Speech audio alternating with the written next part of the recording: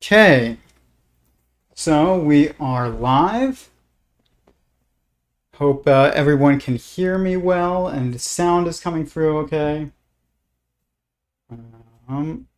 Please hit the like button. Share this with anyone who you think would find it interesting.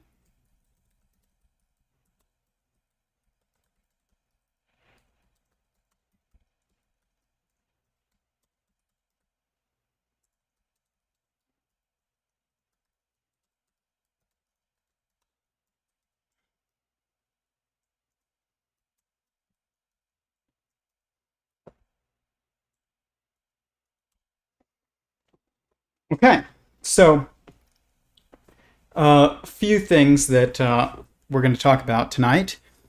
We are going to talk about God and reconciling God with the rest of our lives, including science and physics and our personal lives, our friendships, our marriages, our politics, and we're going to define God. We're going to talk about what God is and who God is because it's very important. And it's not something that I think is actually very clearly defined.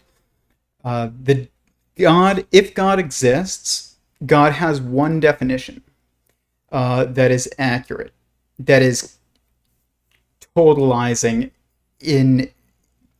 essentially in encapsulating, what and who God is, which is there's many components of God that you can break down if God exists, and we're going to talk about all those various components: who, what, where, when, why, how, of God, and we're going to discuss a stream that Lex Fridman did with Bishop Robert Barron, I think is his name, and yes, Robert Barron.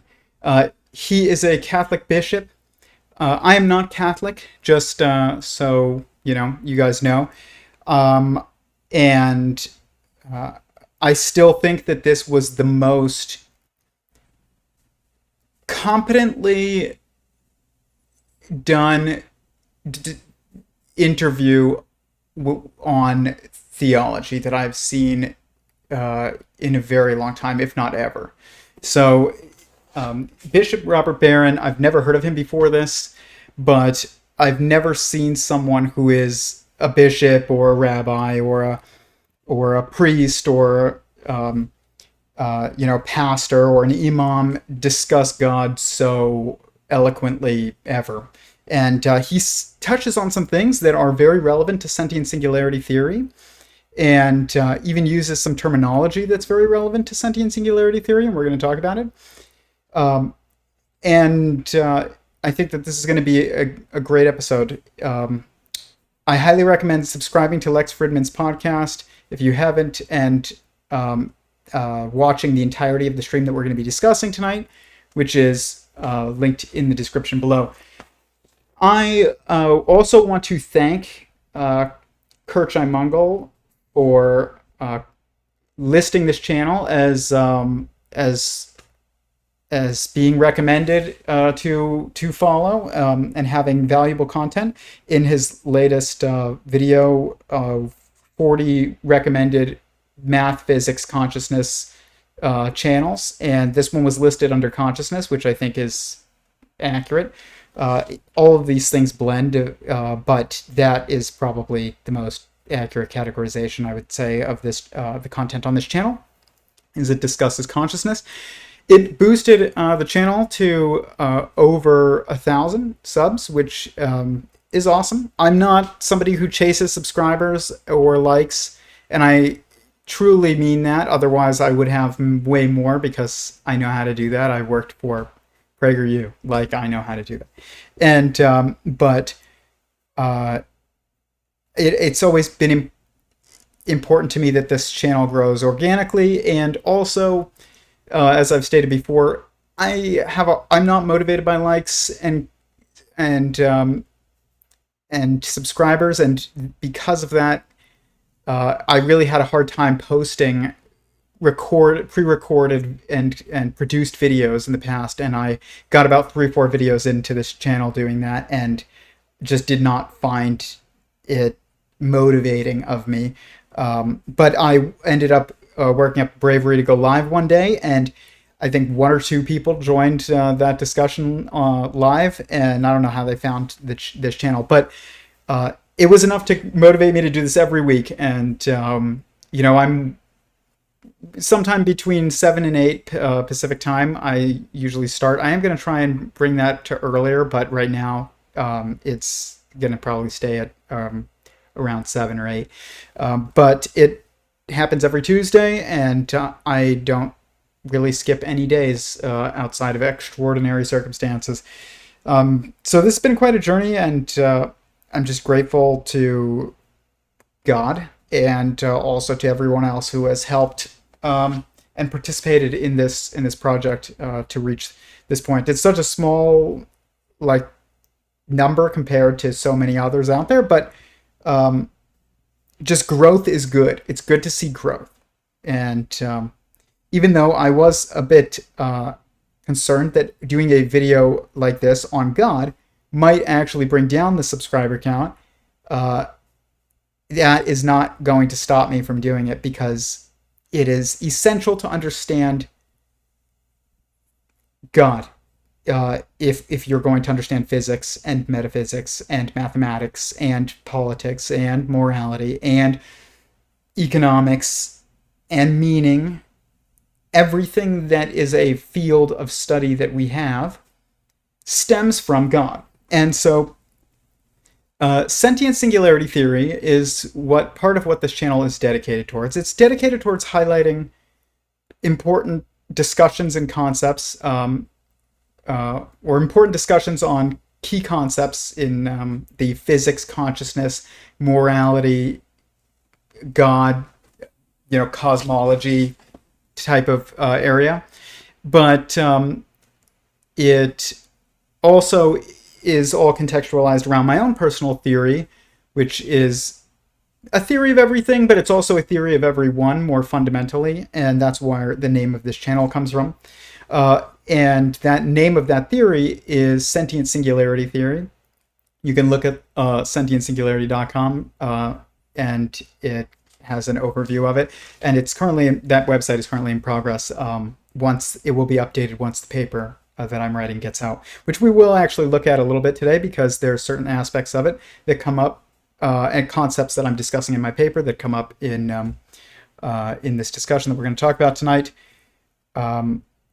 But sentient singularity theory basically proposes that existence itself is a singular sentient being that is creating additional sentient beings within itself. That is essentially the gist of it. And there's more to it. There's a pattern that of logos that occurs in the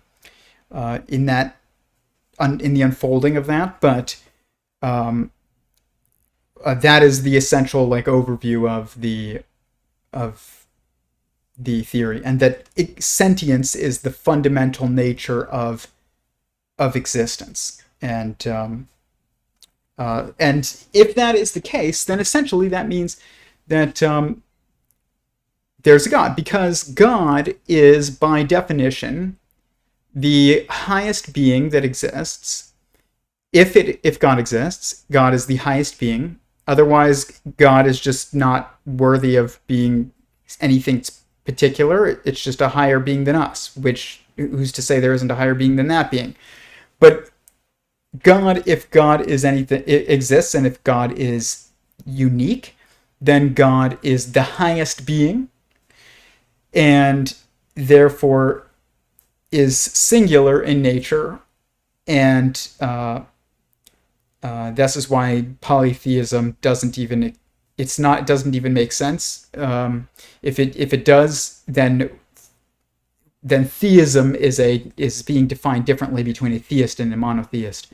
But essentially, sentient singularity theory is monotheism in a scientific context. But it's not just monotheism, it's theism, because there's no need to define monotheism. But theism is by definition monotheism.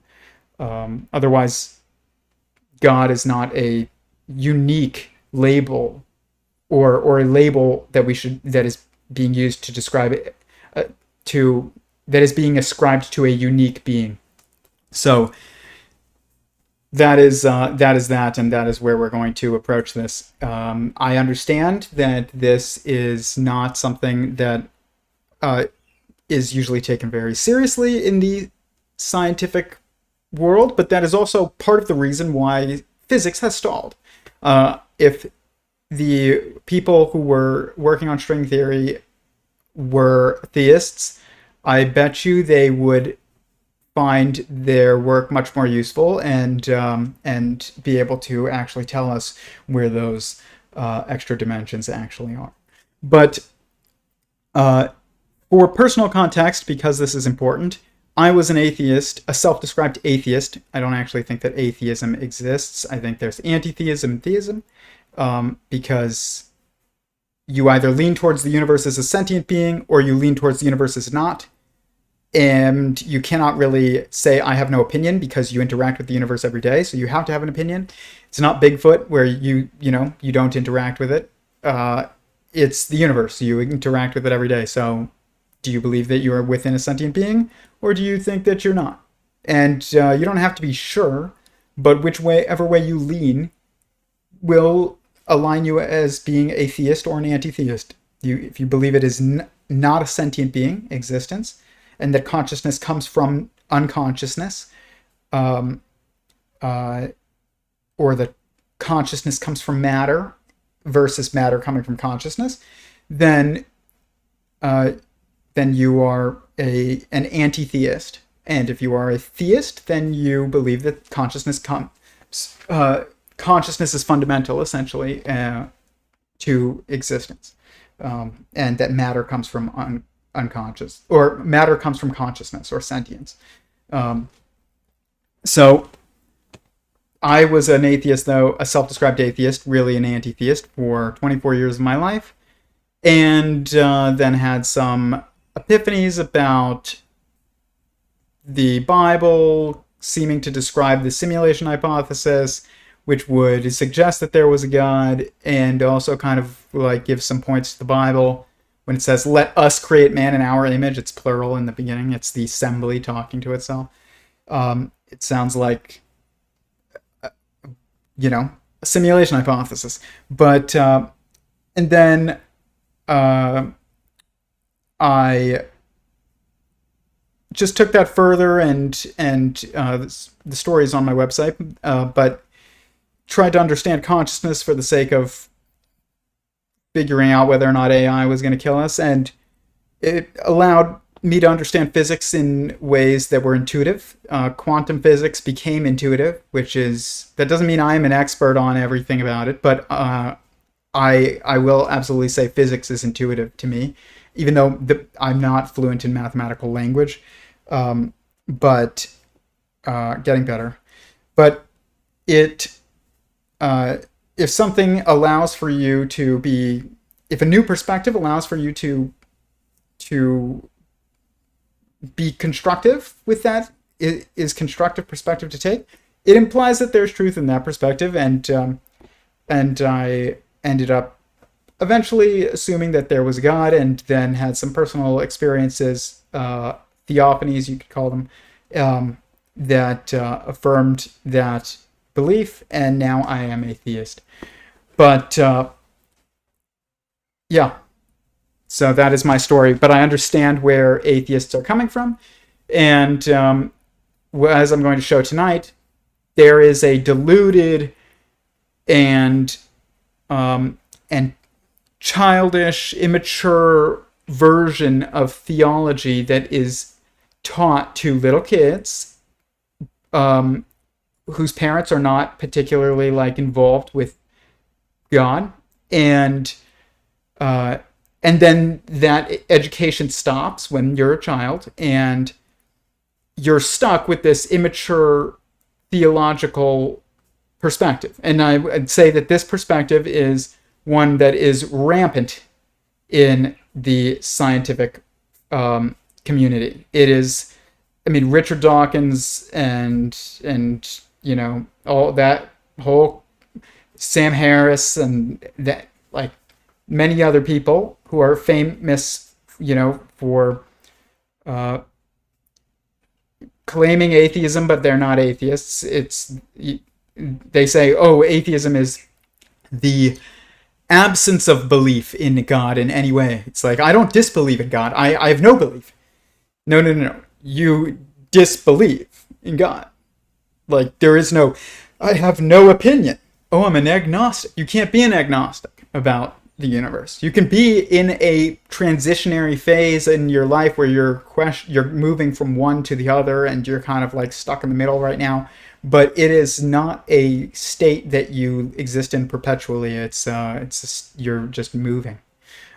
If you were an atheist and now if you called yourself an atheist and now you're not so sure, you're probably moving towards theism.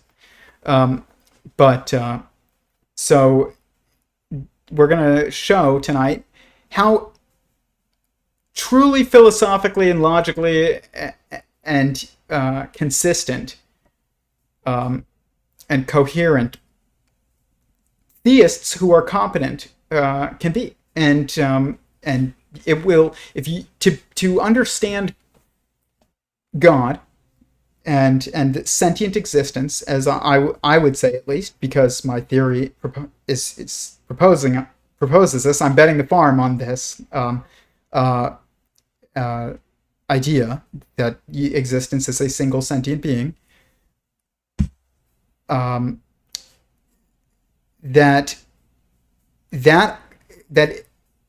internalizing and assuming that idea is one that will help you understand everything else. And I mean literally everything. And, I'll let you judge whether or not that statement ends up seeming correct to you, but I believe that that is the case. So, here we go. This is the stream that we are going to discuss. This is the first clip. It is about who God is according to Bishop Barron, and we're going to talk about what my thoughts are on this and the scientific, kind of a scientific language for God. Because science is, to say, oh, that's scientific, it's kind of more than a, it's like a set of, it's like a language into itself. And we use that word to mean truth, like that's science, that's true. That's not the right way to use it.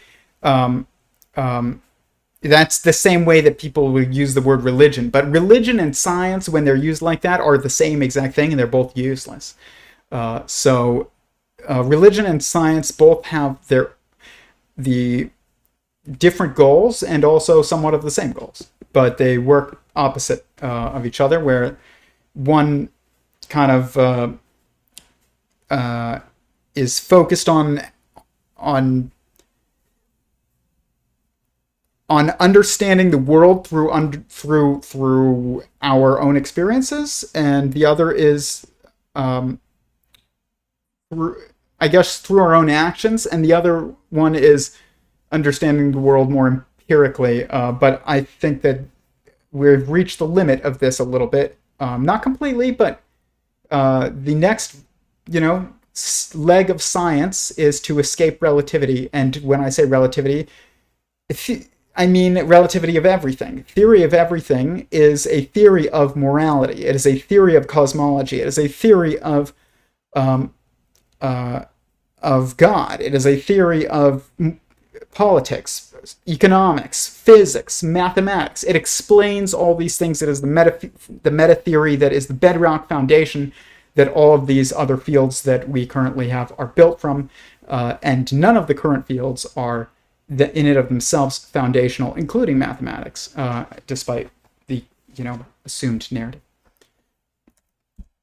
So Uh, Either way, what I will say is this: if part of my work in understanding consciousness, my first model ever was one that was in a model of a decision tree of thinking, truly, like testing an idea. And what it taught me when I was investigating my own like way of thinking is that if you want to truly understand something, you have to really embrace and internalize that idea of assume for the sake of argument. So if you are a theist currently, and you want to truly understand and look for evidence that God doesn't exist, and true, because you truly want to know, like, you should want to know the truth, by the way. You should want to know the truth. If God doesn't exist, then you should want to know. If God does exist, then you should want to know, regardless of what the implications of that are. And there are many implications, and I understand that all as much as anyone else. But what you would do to truly think about this is you don't say, I don't see God anywhere, so therefore he doesn't exist, and I don't see evidence of God. You have to assume for the sake of argument, essentially, but not of argument, but for the sake of thinking. Assume for the sake of thinking that God does exist, and then look for evidence of that God that would exist. Okay? You cannot be like what I think and have heard and assume God to be. I don't see God around me. That doesn't work. And if you are a theist, but if you're a theist looking for evidence of that God doesn't exist, then you need to assume God doesn't exist, and then look for evidence that God doesn't exist. And by the way, there is some apparent evidence that God doesn't exist. Potentially. There's an argument for it, and we're going to talk about it. There's also, I think it's wrong, and I'll explain why. It's not wrong. It's incomplete. And then I think that there's so much evidence for that existence is sentient, or that sentience is fundamental to existence, and there's endless, I think, arguments that suggest that existence is a singular sentient being. But here we go. Remember, though, that this man he's a bishop, and but he's very good at talking to anybody, and that's why we're talking about it. So here is the first clip.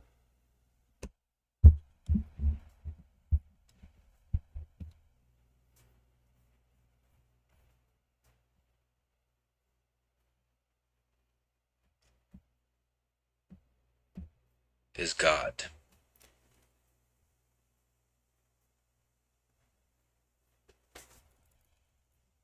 Why does this not work? Is God. He said, who is God? According to Catholicism. Who is God? I'll give you Thomas Aquinas' definition. God is ipsum esse subsistens. God is the subsistent act of to be itself. Another way to state that in Aquinas is God is that reality, unique, absolutely unique, in which essence and existence coincide. To be God is to be to be. Those are all ways of talking about what we mean by God. They are kind of gnomic, and that's on purpose. There's almost a Zen koan kind of quality about the way we talk about God. I'm saying something that's substantive, but it's more in like a via negativa mode. It's more like what God is not, because there's nothing in the world that would correspond to those descriptions. So anything in the world would be a being of some type, or an event of some type, some particular mode of existence. And God is not an entity in the world. In fact, I would say that's the fundamental mistake that atheists, old and new, make all the time, is they think of God as a big being. When Aquinas says that God is not in any genus, even the genus of being, it's one of the strangest remarks in the whole tradition, but it's really interesting. So you say, well, at the very least, God must be a being, right? And Aquinas' answer is no. He's not in the genus of being. So we talk about God being beyond being and so on. To say in God essence and existence coincide is to say God's very nature is to be. And that can't be true of any contingent thing in the world. So So what I'm doing there is I'm gesturing the way the tradition does toward God, using language that's at the same time philosophically precise and gnomic. It's both accurate. It's true. God, essence, and existence coincide. What God is the same as God's active to be. But now, what does that mean? I'm not quite sure, because nothing in our ordinary experience corresponds to that. Okay. So I actually disagree with some of what he's saying. And that is because of what I'm working on with sentient singularity theory, but I also agree with it. And when I'm writing my paper for sentient singularity theory, one of the things that keeps coming up is that when I am discussing the existence, I have to constantly say two things. I say that the essential nature and fundamental structure of existence. Okay. And the reason why this is this binary definition is because of what he said, where basically God is his beingness and his nature and his existence are kind of or they are simultaneously they are one, but you can only focus on one side at a time. It's like a coin where there's a heads and there's a tails, and you can only focus on one side at one time. You can only see one side at a time. And somebody recently said something brilliant, though. They said, if you want to see two sides of a coin at the same time, you have to look in the mirror. And there is so much brilliance in that, but we'll get into that later.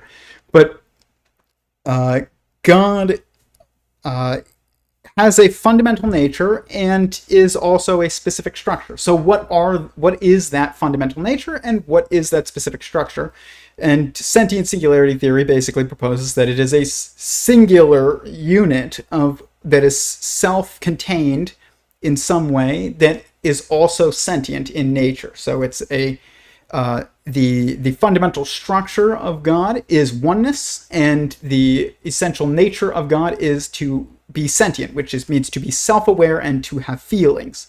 And this is not something, though, that is just beyond anything that we can observe in our reality.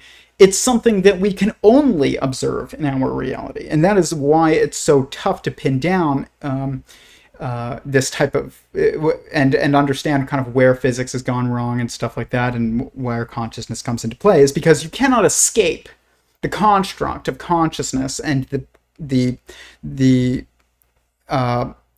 processes and patterns and structures that it builds and is built from. And so sentient singularity theory's definition of God, which is the true definition of God, is that God is the totality of existence as a singular sentient being, and you can understand that sentient being by the fact that it's sentient and that it is itself. You are yourself. God is God's self, and God has unique qualities too that you can't understand and we can't understand really. But the essential nature of God is something that actually you can understand, which is that He has feelings. And they're probably not that different from yours. Not saying that all of them are the same, but they probably are very similar. And that God also has a sovereign identity and is aware that He exists. So this is foundational to my theory, and also is what he is kind of saying with God, is that God, there's this metaphor that is constantly used to describe God. It's God is the dweller in the dwelling. And what's funny is that in physics and consciousness discussions, we often use this metaphorical turtle, essentially, and and we'll say it's turtles all the way down. And the reason why a turtle is used, I assume, is because it is assumed to be its own dwelling. Like it lives in its shell and it is its shell. There is no difference between it and its shell, and so it is its own. It is its own dwelling, and it is the dweller of that dwelling. That is something that is unique to God, to some degree, because God only exists within himself and we exist within him. And I use the word him because gender is actually like it is ironically a social construct, but it even though many people say that it's not, and the people that say that it is don't understand what means, and the way that they're using it is not actually accurate. But it's a it anything that you are subject to, you refer to as in the masculine, essentially, because you are you have no choice but to be reactive to that thing that you are subject to, and to be reactive is to be feminine. So, but yeah, God is sentient existence, and it includes everyone and everything that you can perceive. But God is also sovereign over it and the creator of the cosmos. So one of the things that I've talked about before is that if you really think about God, I think that this is accurate, is that like God beyond creation, prior to creation of multiplicity of consciousness from oneness of consciousness, which my theory outlines how that happens, and basically dividing 1 by 3, and there's a reason for that. There's a mathematical reason for that. It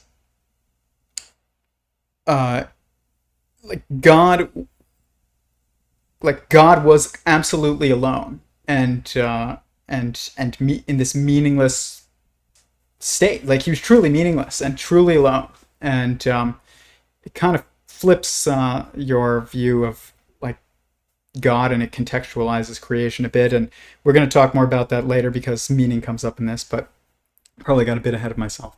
But here we go. Next clip is saying, "Can we know God?" Essentially, is this next clip. We'll talk about that too.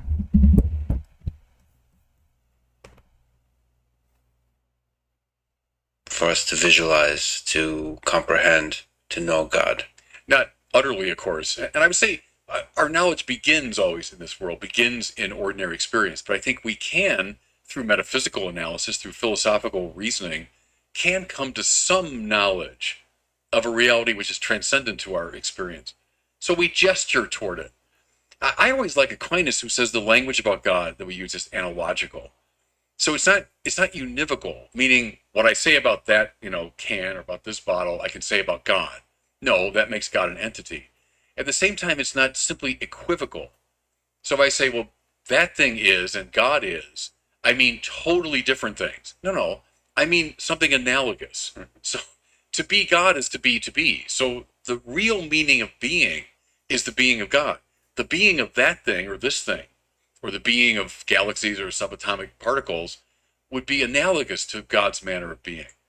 So on that basis, I can make some statements. I can theorize, and even at the limit, as you suggest, I can visualize. So we have metaphors for God, and the Bible is replete with those, right? So God is a rock. God's like a lion. God's like this and that. Or the Bible will sometimes imagine God as a human being walking around. Now, only the crudest fundamentalism would say, well, that's a univocal, accurate description of God. It's an image that's catching something of God's manner of being. Then what does it mean to believe in God? So there's a word, and we have to limit ourselves to human interpretable words today. Mm-hmm. There's a word called faith. What does faith mean? So if we can't really directly know God, You kind of sneak up to the idea of God with metaphors. Better, he sneaks up on us. Because I like the language of grace. God's action comes first. So if I stay perfectly within the realm of I'm seeking with my kind of eagle eyes and my inquiring mind, I'm not going to find God that way. I might find a path that opens up, but I would say finally God finds me. And I think then the language of faith begins to make more sense. I'm with Paul Tillich, though, the Protestant theologian, said the most misunderstood word in the religious vocabulary is faith. Because he said the way we take it usually is something sub-rational. I have proof of this. I really know this, and I only kind of believe that. That's just a personal opinion or impression. But that's to identify faith with the kind of infra-rational, and that's not it. I mean, I don't want something infra-rational. I don't want superstition or childish credulity. So authentic faith is the darkness beyond reason and on the far side of reason. It's supra-rational, not infra-rational. And that's a very important move. Okay, so what's interesting is that if you follow my work, I have this very common phrase that I say. It's called superliteral. And I use it to describe things like the Bible and statements that I make, metaphors, not metaphors, but statements that I make. And superliteral means that it's multiple things at once. This is like people you listen to like Brett Weinstein and Jordan Peterson and many others, and they'll argue about like, is the Bible true? Well, it's metaphorically true, but is it historically true? Well, if it's historically true and metaphorically true, is it also like literally true, where it's the literal word of God? And the answer to anything that is objective, that objectively exists, and when you're asking about it, is always a super answer. So it's like, or it's a super property. So things exist in a superposition. You exist in a superposition. So like you are a dynamic structure. This thing right here is called the connectricum, and it models my model. It looks like my model of the what I call the cosmological verse, and it's like a fiber bundle, like a hop vibration, and it has. I use it to model consciousness and show superposition, because you imagine this is your mind, and there's a bunch of strings of information and that are interconnected. But if I ask you a question about this thing, and I say, do you see the squares? Multiple. Yes, you do. You see all these squares. I say, do you see the square, the one square? And you're like, yes, I see the one square, that this thing is one square. It is many squares. And then I'm like, do you see the wave? Okay. Yes, you can see that it has a wave. And then if I'm like, do you see the helix in the center? Right there. Yes, so it is a helix, it is a wave, it is squares, it is a square. So it's singular, it's multiple, it is a unanimous movement, and it's also informationally coherent, which is what a helix structure is. And it's the foundational structure of information coherence. It's found on technological level in the blockchain, it's found on chemical level in or material level in DNA, and it's also found on the informational level in or foundational informational level in mathematics, but in growth sequences in mathematics. But you are this too. You are multiple things. So when people say like, are you a computer? It's like, yes, but you're not just a computer. Is God a computer? Yes, but he's not just a computer. You are not just a computer. You are not just are you a meat sack? Yes, but you're not just a meat sack. Are you a pre-programmed robot? Yes, but you're not just a pre-programmed biological robot with, programmed instincts. You are more than all of these things, and you are also, you are the sum of all these things. But God is it has to be kind of thought of like that too, because God is a sentience, and sentience is not something that is static. God is not a water bottle, you know. God is a reacting, an acting, or God is an active and self-aware particle of force. Okay, just like you. And so you have to kind of break down these things once you're examining it, because that's the nature of thought, is contextual symmetry, is context through symmetry. That's what how you make sense of the world. And symmetries happen through dividing things in multiple states. But what's interesting is that in this, what he says later, or I might have even missed it might have been earlier, is that he likens God to the writer of a book series, essentially, like Lord of the Rings, like Tolkien or something. He's like, you will not find Tolkien in the book, but Tolkien is everywhere in the book. He wrote the book, so he exists in some way in every single character that is in that book. Imagine that book is alive, and also that the characters in it are actually alive, and the writer of that book is also alive. Every character has a piece of the writer within that character, and that is also a really good metaphor for what God is. And I have a video that I did quite a while back, and it talks about God. It says God is an irrational number. This is many years ago. This was probably 4 years ago, and my thinking has evolved on this a bit, but I am going to show you the intro, because it also is a very important, like, metaphor, but it's not like things that are super true are true in many ways. So, like I said, it's metaphorically true.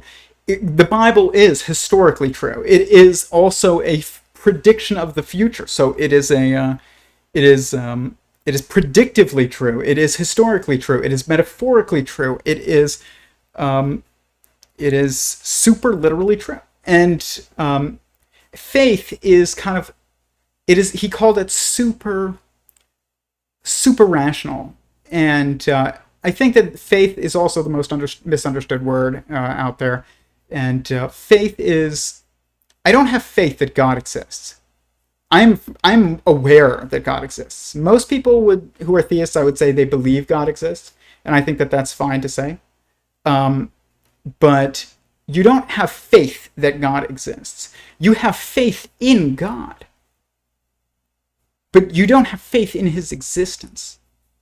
So that's like, because you're dealing with a sentient being, let's project it onto like somebody that you know. Let's say it's your parent. Okay, if you say, if I asked you, do you have faith in your father, and you said yes, does that mean that you believe that he exists, or does that mean that you believe that he is going to not let you down? It means that he's not going to let you down. That's what it means. Faith is not about believing something exists without evidence. That's what this has been, a misinterpretation by atheists, self-described atheists, and I was one of them, so I take credit for this, you know. But I used to think, why would you believe something on faith? Like, that's so stupid.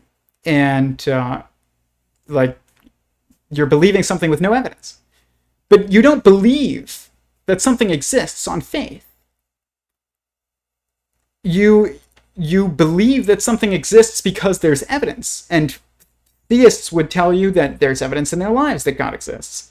And that's good enough. You know, it doesn't matter what their evidence is. Like, if they think that there's evidence in their lives for the existence of God, that would cause them to believe in God. Then they should believe in God, And their faith, if they have faith, should be not in God's existence, but in God's God's love, essentially. Faith in God's gonna be there and has meaning for you and purpose and for the creation of the universe and a plan, and that he's gonna make sure things work out eventually at some point. And when you say, when somebody says, "Oh, have faith," okay, and you're not a theist, you're like, "I just gotta have faith that." What does that mean? It means I just gotta assume that everything's gonna work out, and if it doesn't, if it's not, if it hasn't been worked out, then it's not the end. People say that all the time. My wife and I say that. If it's not resolved, it's not the end. But that is faith. That's true faith, and you put your faith in sentience, in sentient beings. You could also put your faith. You could say, I have faith in my car that my car is going to start, but you don't really have faith in your car, or that your car is going to be a good car. There's evidence that your car is going to start, so you just assume, but you have faith in the maker of the car, whoever built the car. That's who you have faith in when you say, okay, this car is. When you take it to your mechanic and you're like, you have to have faith in your mechanic that he's going to do a good job. You don't have faith. If I said to you, if you said to me, I have faith in my mechanic, I wouldn't think that you have. I would think that you believe that he would do right. That's what it means. Faith is not something that it does not mean, I believe something without evidence. It means I'm trusting that I'm trusting in someone to do that which I am assuming, either good or bad. You have faith that someone's going to do the wrong thing, then you can also say that. But faith is not belief in God without evidence. So I think that you can be aware of God, and you can also believe in God. And both of those are theists. One of them is much more confident. What the difference is there is due to personal experiences that you have. Where he said, Bishop Barron, he said, we should hope God finds us. I can say that I resonate a lot with that due to my own theophany experiences that I've talked about on here before. And they were profound. I mean, they were life-changing. But I might talk about it later. But I need to talk about it when it's relevant. But this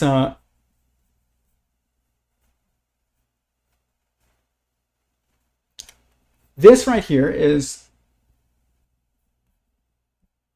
a lecture given by Sean Carroll, and it's called "God is Not a Good Theory." And I watched this a while back, and I made a video about it, and we're going to watch the intro of it, but it's very fast, but it shows. I'm not trying to pick on anyone because that's not the goal of this channel, but I'm trying to highlight what is wrong with our current understanding in the sciences of what and who God is. Because if I'm just telling you, you will not understand physics if you do not believe in God. You will think that you do, but you will not. You will not understand anything very well. To some degree, yes. You can understand subjectivity, but you can't understand objectivity. And that doesn't mean you can't do anything, but that's because it is your sentience that allows for you to pursue beauty and symmetry and look for new particles in the standard model, or to look for the particles in the standard model if you were building it. And the thing is, though, is that they also have to be there. So, like, whatever you are looking at has to mirror the nature of you, too. So you can't to say, well, I can understand the standard model because of symmetry. It's like, well, the universe also has to understand symmetry in order for that structure to exist. So you can understand, you're just not taking the next step, I guess. But here,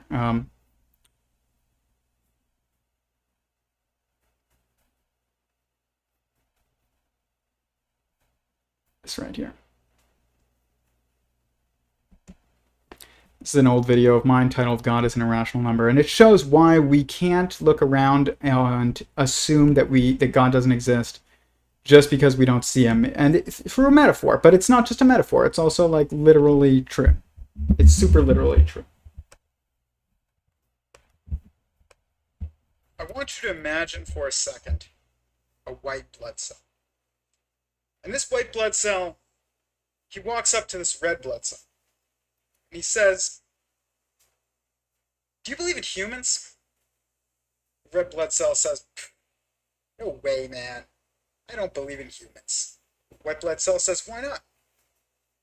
And the red blood cell says, "Have you ever seen one?" The white blood cell says, "No."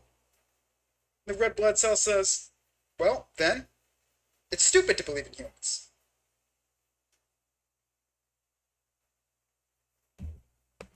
Okay, so point made.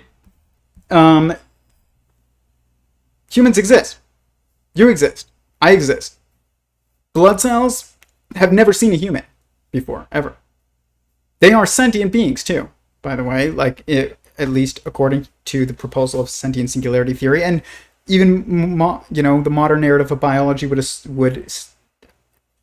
state them to be biological life, like they are living beings. And they've never seen a human being. They can't see a human being. They are within a human being. You are within God. You are a cell of God. You cannot see God on your own because of this. Just the way that a cell cannot see a human, assuming God exists. And so there is no telescope that will rectify this, no way for you to see God. God can reveal himself to you, but it's to you.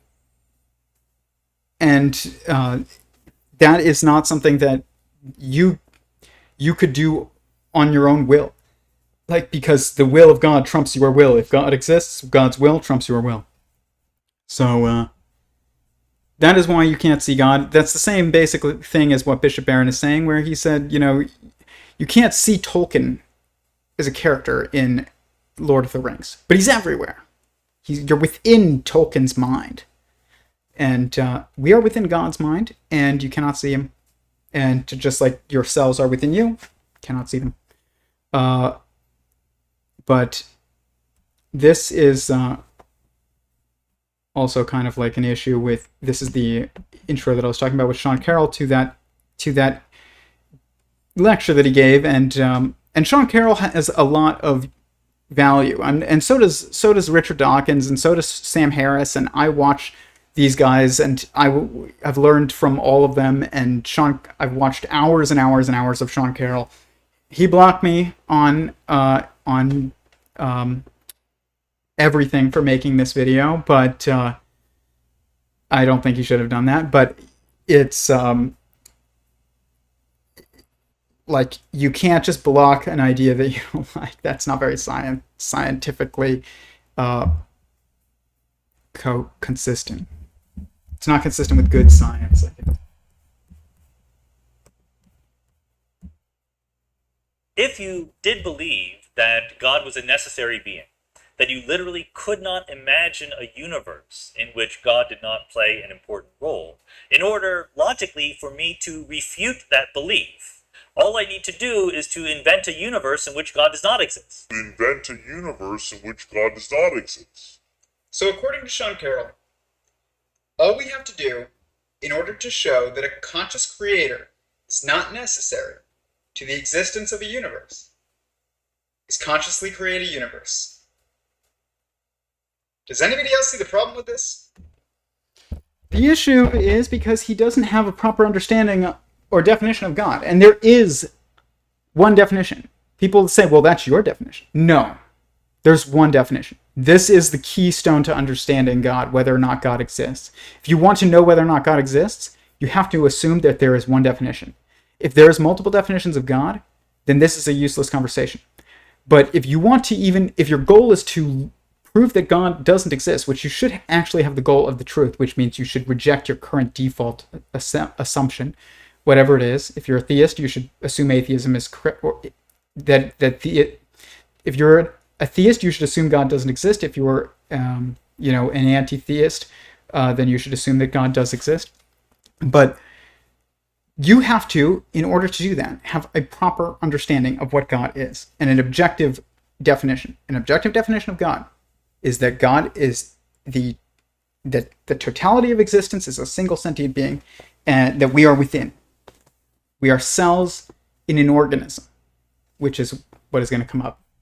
We're going to speed this up because I'm going a bit slow. At the limit of what I can know, at the limit of my striving and my vision, there's this horizon that opens up. And I think that's true even in ordinary ways of knowing. There's a kind of a horizon that lures us beyond what I've got. Faith has to do more with that kind of...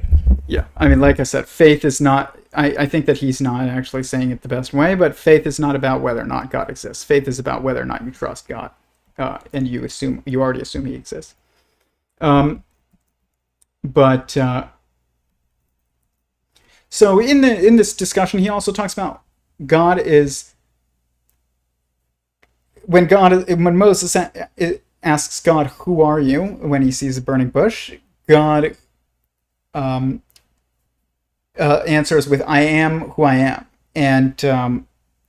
and what this means is it means I am sentient. But I wouldn't even say it means I am sentient. It means like I am sentience itself. So it's like, which God, Moses asks, like, which God are you? This is like a common question, when that comes up in theological discussions that are not off to a good start. People will say, like, do you think God exists? It's like, which God? Which God exists? Basically, Moses asked this question to God. He was like, well, which God are you then? If you exist and you're God, then which God are you? And God is like, I am who I am. Basically, what this means is like, I am the God of sentience itself. I am the God of sentient existence itself. I am. Am implies existing. I implies sentient and self-aware. So I am, meaning I am sentient and self-aware, and I exist. God is the God of sentience. The God is the God of sentience. There is no other God. And Bishop Barron talks about the burning bush and how basically it shows that God, when God gets close to things, it basically is like a metaphor for showing that he ignites them without consuming them, because God is not a competitive being in space, which is true. God is not a competitive being in space because he is space. So I have models of space-time, of the intersection of space-time and time-space, essentially, which is what I call it. And, or I call it like, it's like the 14 dimensional maneuvering space. It's I think it's Eric Weinstein's Observerse, essentially, but I can't call it that because I don't know if he would agree. But it's basically the intersection between our minds and God's, and or the intersection between a cell's mind and a human's, and it causes this 4x4 overlap of dimensions, where basically you have God's there's 2 degrees of freedom plus an intrinsic constraint and an extrinsic constraint, and the intrinsic constraint of us is the present, or the it is the current location. So we maneuver in space. They say with 3 dimensions of time, of space, and 1 dimension of time. That's not really accurate fundamentally, and this is one of the changes that we'll need to embrace in order to move beyond relativistic constraints. Is whatever that exactly means, is that it's the 3 dimensions of spatial maneuvering are forwards towards your goal, backwards away from your goal, but towards your previous location, and you are always in your current location. So your current location is your intrinsic constraint, and it is because you are always in your current location. But you could go forwards towards your goal and backwards away from your goal and towards your previous location. But your extrinsic constraint is time. You're subject to it. You cannot influence it, and we just are all along for the ride. God, because God is the mind that we are within, everything is flipped. So God's way of maneuvering is in time, and because he cannot maneuver within space, because he is space. So, I'm just sorry, my dog is barking. So, I don't know why, but he can go, I guess not forwards in time, but he can. It's not in the way that we think, but he can speed up time and he can slow down time, and at least maybe go forwards and backwards. And this is kind of not the way that we understand it, though. It's more about like linking moments, I think, but we'll get into that another time. But he is always in the present. Like, there's this theory is like time is a flat circle. What this really means is that, like, from a certain perspective, from a top-down perspective, time is a flat circle, and from an interior view, it looks like it's a river, but really, objectively, when you mix those two, we're in a vortex of time. And but God's intrinsic constraint is that the present moment, and he can go forwards or backwards in time, essentially, kind of. It can link the present and the past and the future. You can link things, and then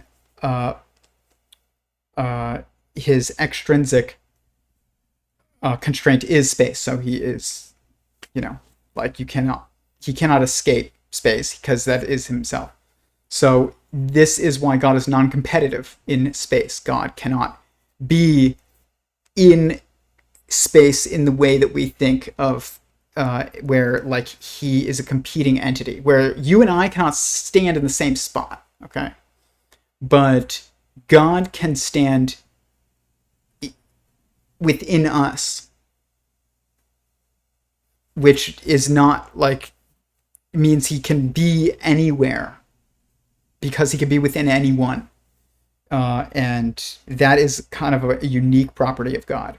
No other being follows that, and that is something that Bishop Barron talks about, and he is very correct. And when it comes to the book, he said God is the author, not a character in the book. So,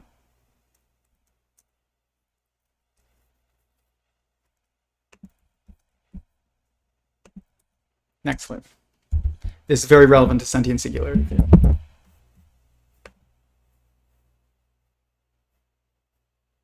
In this concentrated point of Jesus of Nazareth. But then we talk about the mystical body of Jesus. So that goes right back to Paul. As we're grafted on to Christ, we talk about that as the church. We become like cells and molecules in an organism. That's the church. It's not an organization. That's a deformation of ecclesiology. The church is this organism that begins with Jesus, and then he's drawing all of humanity, but ultimately all of nature, all of creation to himself. When the Son of Man is lifted up, he will draw all things to himself. That idea of the gathering in of a scattered creation. So in that way, it's at the heart of it. Then there's all kinds of things. If God becomes human. Okay, we're going to talk about this for a second, because this is very important. I'm going to read my abstract of my paper. So this is the current version. It says, sentient singularity theory describes the totality of existence as a singularity of sentience that is creating additional sentient singularities within itself. Sentience is the phenomenon of feelings, sensations, and emotions. Singularity is defined as something that is one distinct unit or something that is especially unique. Sentient singularity theory also denotes singularity as a structure that has the property of infinite oneness, such as a Mobius strip, or as one being that is composed of many beings, such as a multicellular organism. And sentient singularity theory can therefore be understood to imply that everything that exists is part of a single universal sentient being that is producing an infinitely growing number of other sentient beings within itself. These additional singularities of sentience or self-aware beings are arranged into a nested quasi-periodic fractal pattern of stacked holonic structures, and like it goes on. But we've gotten to the point that matters, which is this. It says, one being composed of many beings like a multicellular organism. Sentient singularity theory can therefore be understood to imply that everything that exists is part of a single universal sentient being that's producing an infinitely number of growing sentient beings within itself. Okay. This is exactly what he's saying. And in the Bible, the original word for what the church was goes from back to Latin, and I believe, and I know, and then it goes to Hebrew eventually, depending on which version, not which version, but which part of the Bible. But if it's the Old Testament, it goes back to Hebrew. And the Hebrew word that is used to basically for like the church is assembly, is a more direct translation. And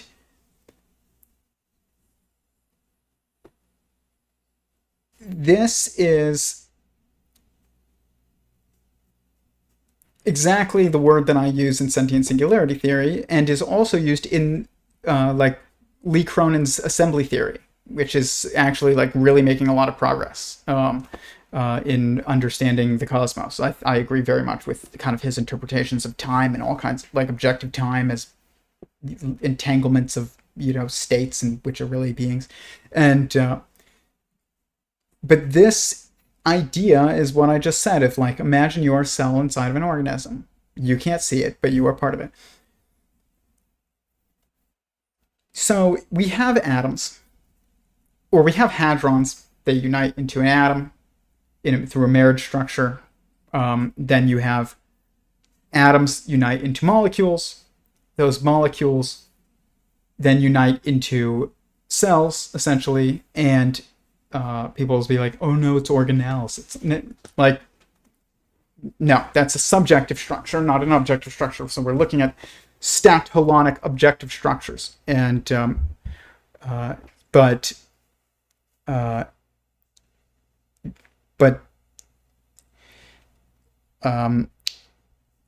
the cells go on to form organisms.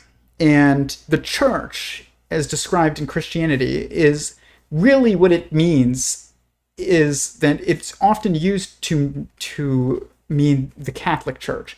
But as he said, he calls the Catholic Church, he says the church is an organism, not an organization.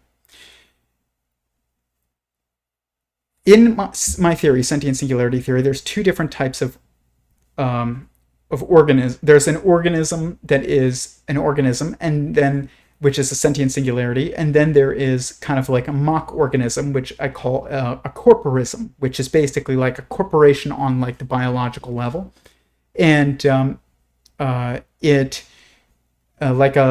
have examples of this, I think, of many plants, and also like I think planaria worms are this, and this is just a prediction, but the Catholic Church today is a corporism. It is an institution that is not an organism.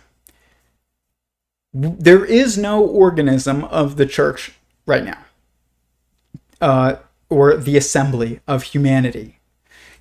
The Messianic era in religion is the same thing as like, it's not the same thing, but there's the technological singularity, which religion, people might disagree with this interpretation, but I think is what religion calls the Antichrist. And but then there is a human singularity in works of like the CTMU with Chris Langan's theory, and there's a tech singularity and a human singularity. Tech singularity, Antichrist; human singularity, Christ. The Christ structure, the messianic structure, is the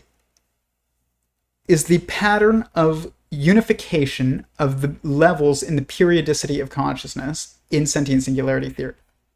So you have atoms, then molecules and cells and organisms. And if you're going to unite the next level, like an organism unites the cells unite the molecule unites the atoms. What unites humanity, and therefore also all of the preceding levels in the periodicity, meaning uniting the universe as a whole into one mind, is the Christ, is what religion or Christianity would call it. Now, they make the argument that it was a human that ascended, and there's arguments for that. And we're not going to talk about that tonight. Believe what you want. I think that they're probably right, but and there's reasons for that.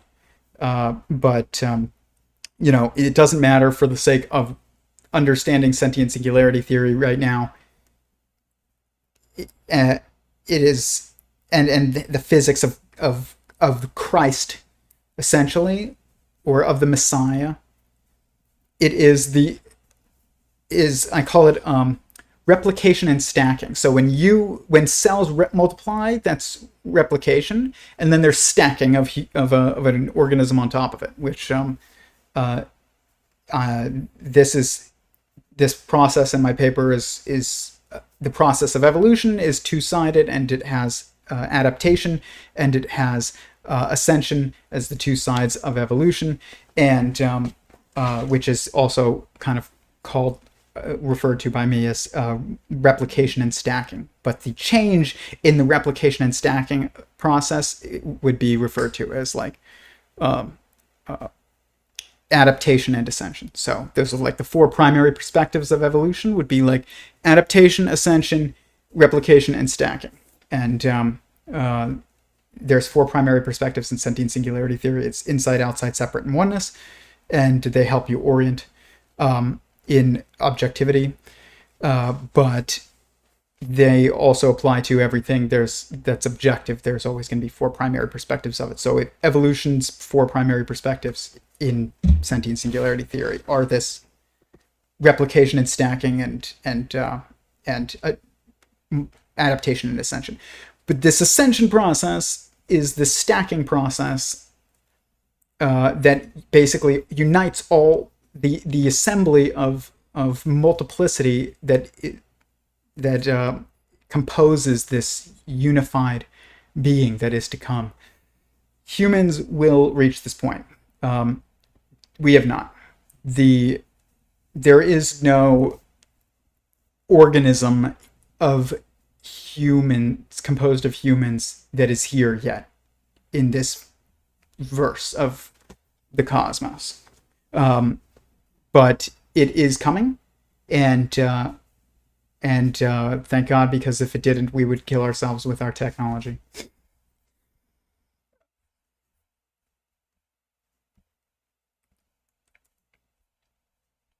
Next one is about sins, and part of the reason why I think that people don't like the idea of God is because it implies that if God exists, and then it means that you were made intentionally. And religion and if God exists, then you were made intentionally. And if you were made intentionally, then you were made for the concentrated point of Jesus of Nazareth. And then we talk about then you were made for a reason. And if you were made for a reason, then you have certain responsibilities. Religion and what's the most challenging in our modern day? Stop. Okay, there we go. And this is an uncomfortable idea for everybody. Not for you but for everyone, for you, for me, for everybody. And because if this is true, then we all do things that are against life, against order, against love as an action. And like I said before, those things would be defined and or definable. You could figure them out for the most part, at least. Not saying you could know it all. I'm just saying you could figure out in general. And there is a very easy way to do that, and it's basically ask yourself, would you want someone who you love to be doing that thing, or would you want to do that action to somebody that you love and deeply, like your child? Like if you would do something if you're gonna do something, but you wouldn't do that to your kids, to your kid, like, then it's wrong. Or if you wouldn't want that done, I don't want to say if you wouldn't do that, because people do that kind of stuff all the time to their kids. They do all kinds of things. They steal from them. They lie to them. They do all kinds of things. And but if you wouldn't want your kids lied to, or stolen from, or harmed, like, then it's the golden rule. People say, do unto others that which you would do to yourself. I think that do unto others that which you would do to your own is a better way of putting it, because people tend to be like more lax with themselves, but they'll be like, I would never let my kids do that, but then they would want to do that themselves. So it's like, you would want to go do something that you would be like not allowing your kids to do. And so it's not really accurate all the time to be like, do unto others that which you would want done to you. Do unto others that which you would want done to your own. And anything that falls outside of that and that you wouldn't want done to your own, that is likely a sin of some type. And but like I said before, a theory of everything is a theory of everything. It has to include morality. And it is, by definition, a theory of objective fundamental reality. And if it is a theory of objective fundamental reality, it means that it is the theory of fundamental biology, fundamental politics, fundamental economics, fundamental mathematics, fundamental physics. It's metaphysics, meaning fundamental, kind of underneath, like fundamental metaphysics, metamathematics, politics, metamorality, and that means like there is a hard morality if there is a God, and because if there is a God, then he had to have intentionally created this universe, because his nature is oneness and he created multiplicity. So he had to go against his nature, which is a conscious action. He had to go against his default state, and that means like this was intentionally done for a reason, and it gives us it puts obligations on us. And it's very uncomfortable. That's fine though. Guess what? Society has similar obligations on you and expectations from you. Institutions have expectations from you. Parents have expectations from you. Your spouse has expectations from you. Your children have expectations from you, whether they know it or not. My animals that I care for have expectations from me. Like, I need to take care of them.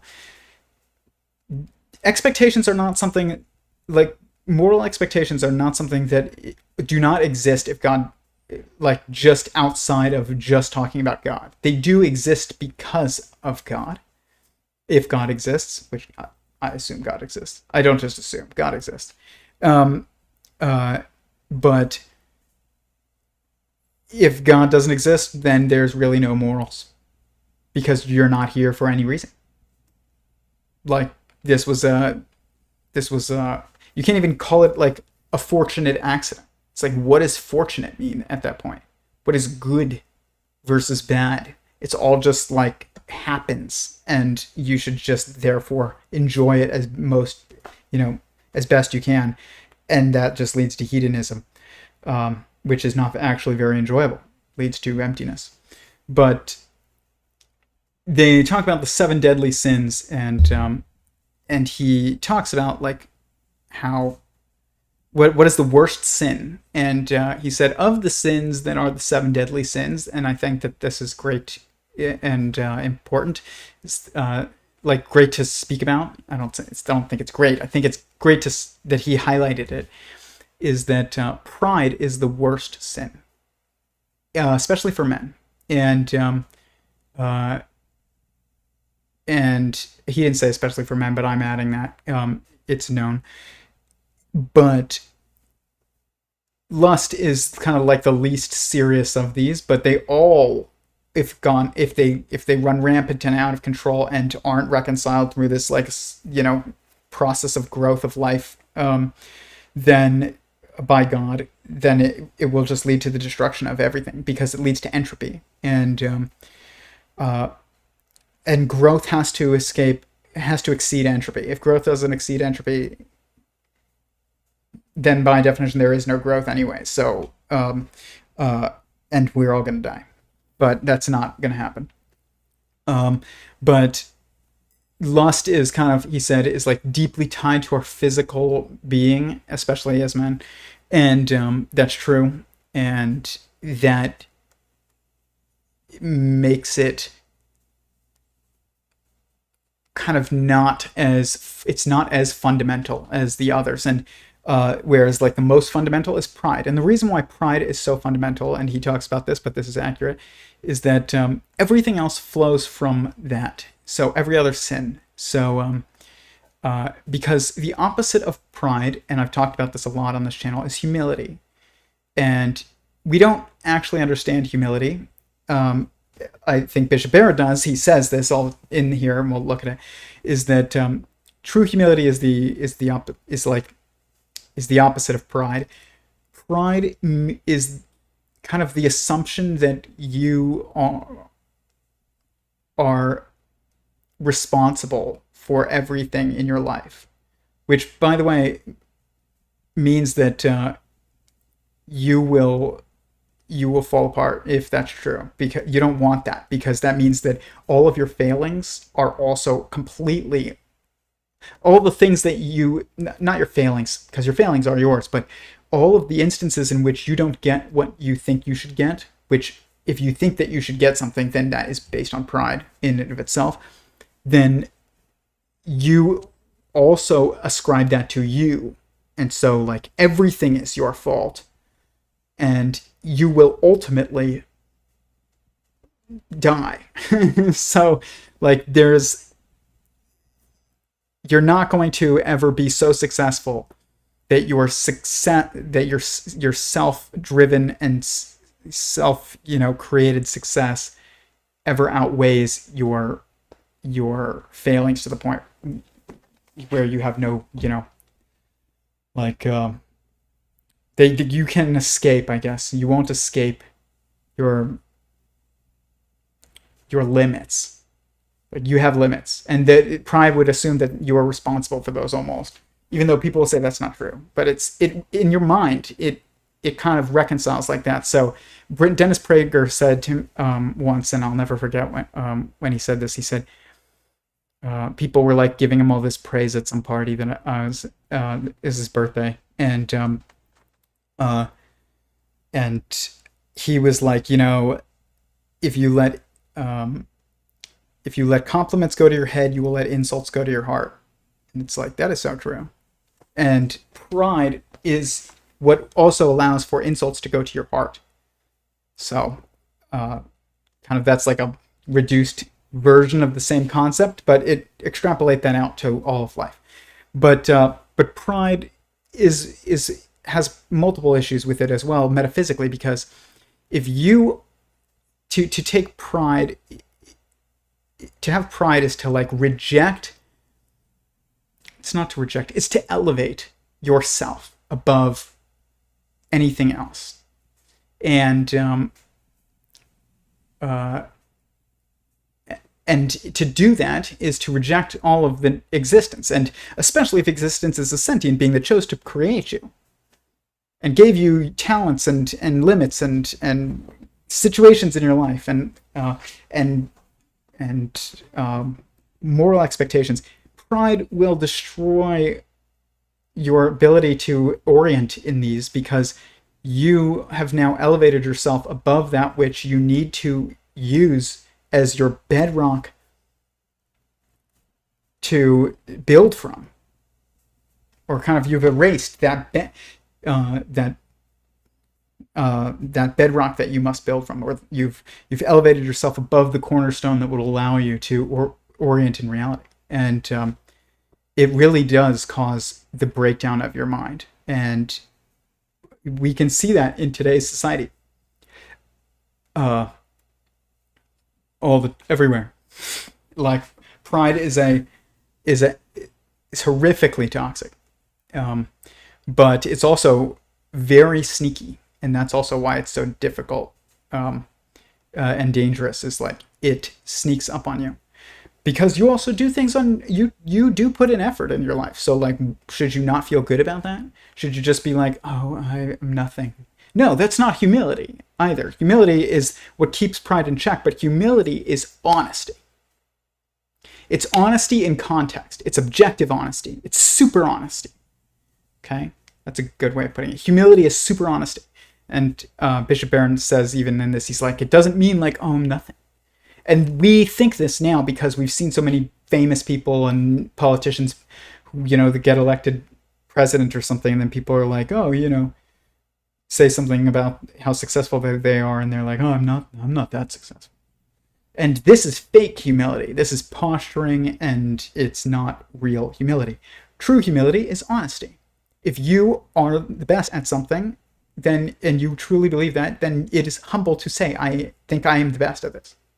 But if you think you're the best at something, or if you're truly great at something, I don't want to say the best, but you're truly great at something. Like I am, for instance, like just as an example, and this is not to pride, this is just as to showcase exactly how you can be humble and what it really means to be humble. And it will not sound humble, but it is.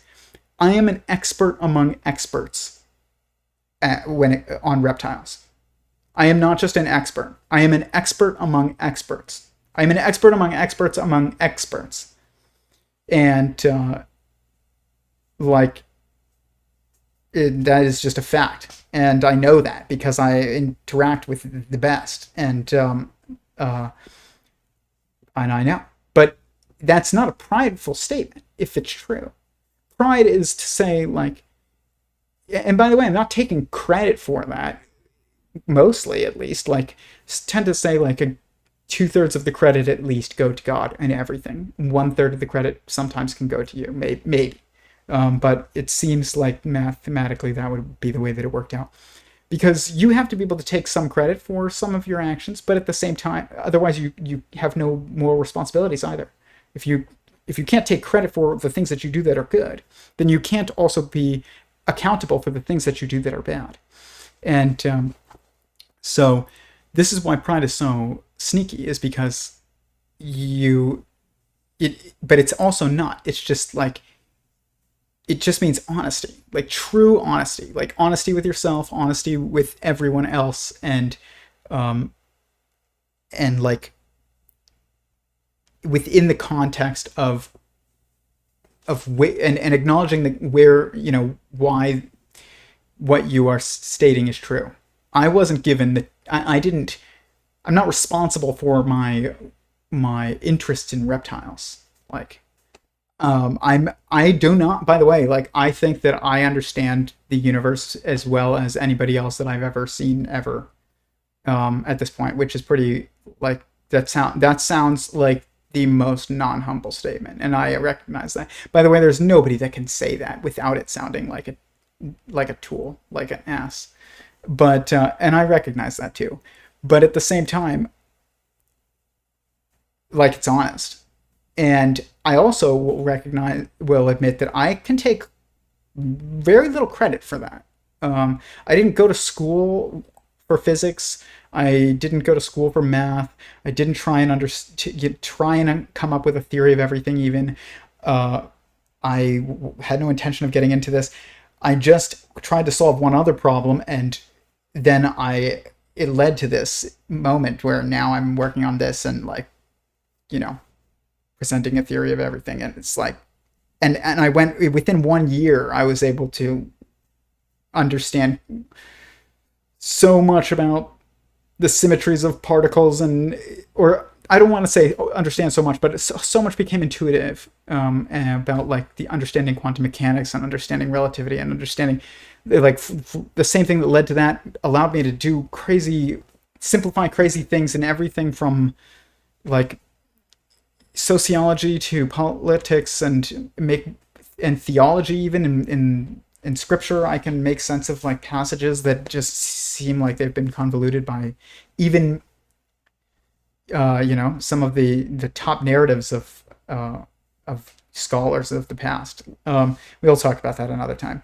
But and I mean that 100% honestly. I can't take credit for that either.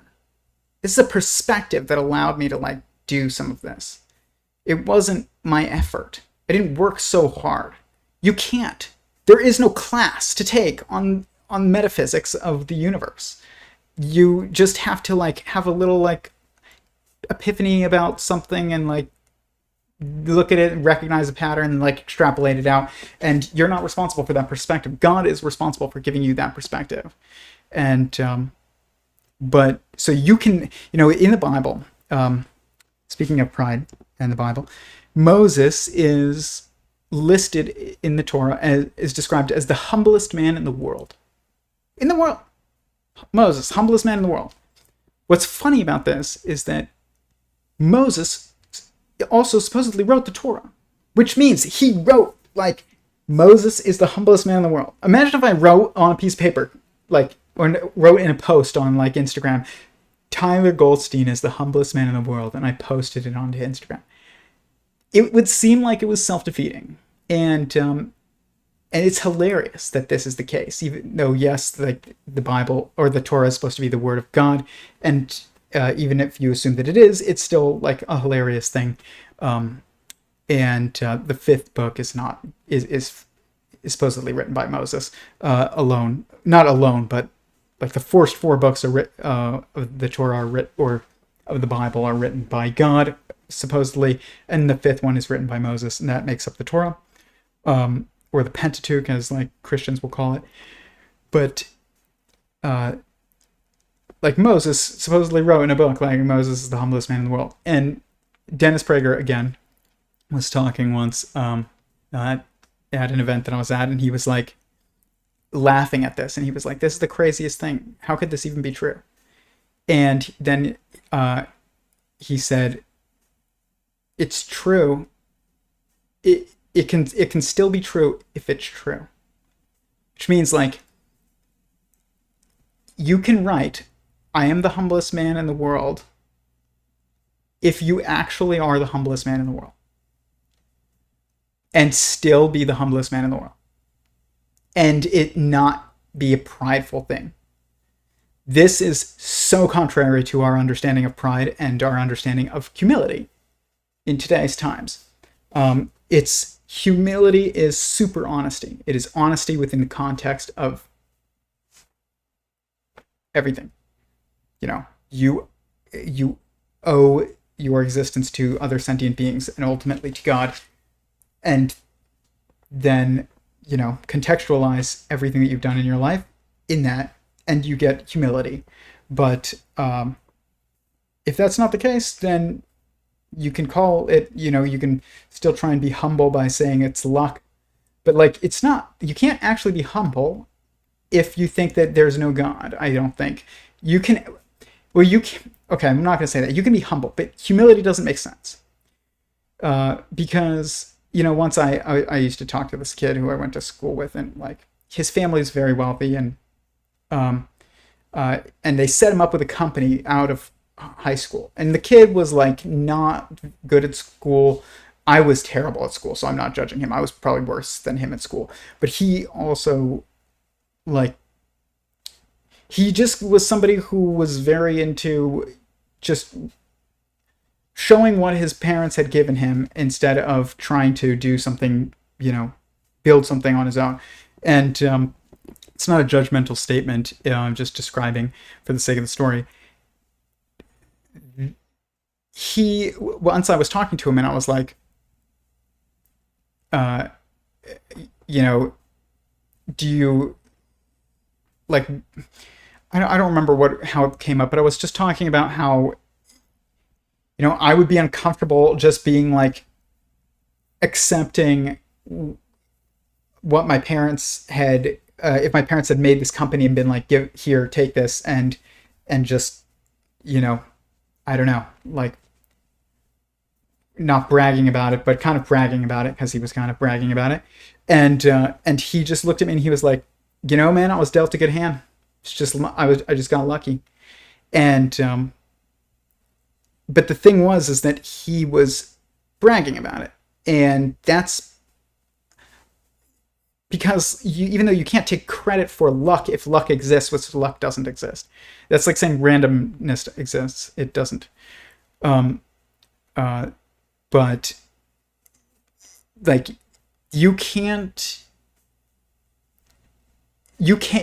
there's no reason to not take credit for all that is, not to not take credit, but to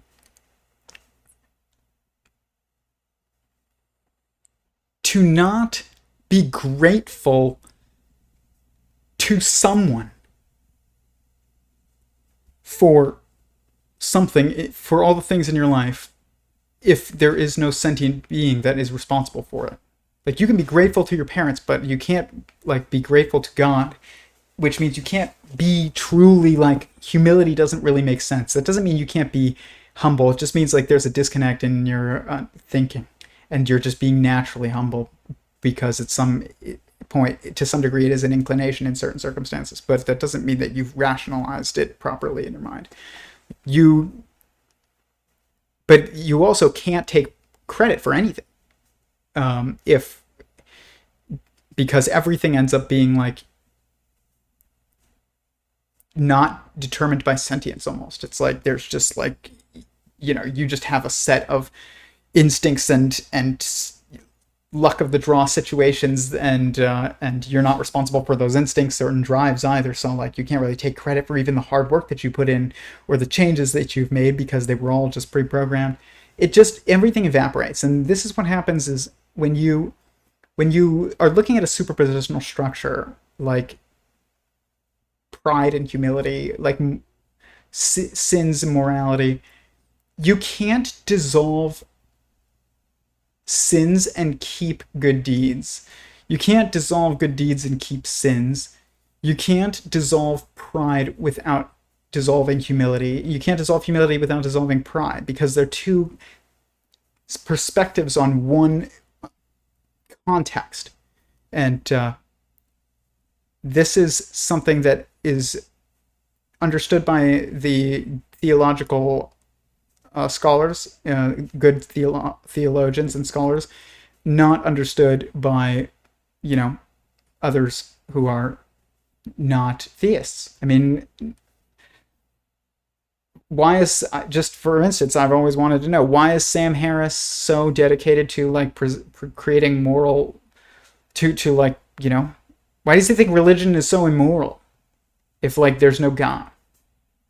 Like, where's the sense of morality coming from? It's intrinsic, but like it's not rational, and it's not logical. So if you want to understand these things, I do think you have to place them in the context of theism. I know I'm rambling, but we're gonna get to the next clip. And this is like love versus hate too. Like, love is not the opposite of hate. They are dependent. That's why you can't get rid of hate. Like, because what do you hate? You hate that which it poses a threat to that which you love. So if you want to get rid of hate, you'd have to get rid of love. They're also the same thing here. So it's that leads us to our next clip. And this is very relevant to Lex, and this is not a criticism of like Lex's personally, because I've been there, but I'm just saying, like, Lex talks about love a lot, and I'm not like the biggest fan of it, even though I think Lex's content is incredible, and he seems like you know, I like Lex. I don't want to call people good or bad, but like, I wouldn't call Lex a bad person, but I like Lex. From what I can see, I've never met him in person, but the way he talks about love is the way that most people talk about love in society today, and I think it's a huge problem. And I'll talk about why in a minute, but this next clip is about it. It's going to be kind of a long one today.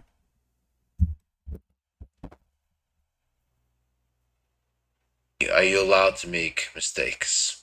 Yeah, the metric is love, right? And love is not a feeling; it's an act of the will. To will the good of the other. That's Aquinas again. To will the good of the other as other. You see, that's the anti-black hole principle. When I don't will the good of the other as other. See, because if I'm willing your good because it's good for me, so I get, it's good for you that I'm on this program. I guess I'm willing your good, but that's because it's going to redound to my benefit. Right. That's just an indirect egotism. That's why I see love is really rare and strange. That I really want what's good for you as other. So not connected to the black hole tendency of my own prideful ego. When I've broken that, I've forgotten self and I've moved into the space of your own good. That's what love is. Now, God wants us to be, by this, they will know that you're my disciples, that you love one another, Jesus says. So that's it. Now, I mean, life is ups and downs and back and forth, and we're better or worse at that. The point of the church is to graft us onto Christ, that we might become more and more conformed to love. But the final calculus, I'll leave that to God. I mean, but use love as the metric. At the end of the day, when you examine your conscience, did I will the good of the other today? How effective was I at that? And be just like Ignatius of Loyola, be brutally honest, or was I just willing someone's good because it was good for me? Where were those moments where I was like the dog on the beach? See, play it the way, not so much God the lawgiver surveying, and you did 3 of those and 4. It's God wants us to be fully alive. Saint Irenaeus is one of my great heroes, ancient patristic figure, and his famous line is "Gloria Dei homo vivens," right? The glory of God is a human being fully alive.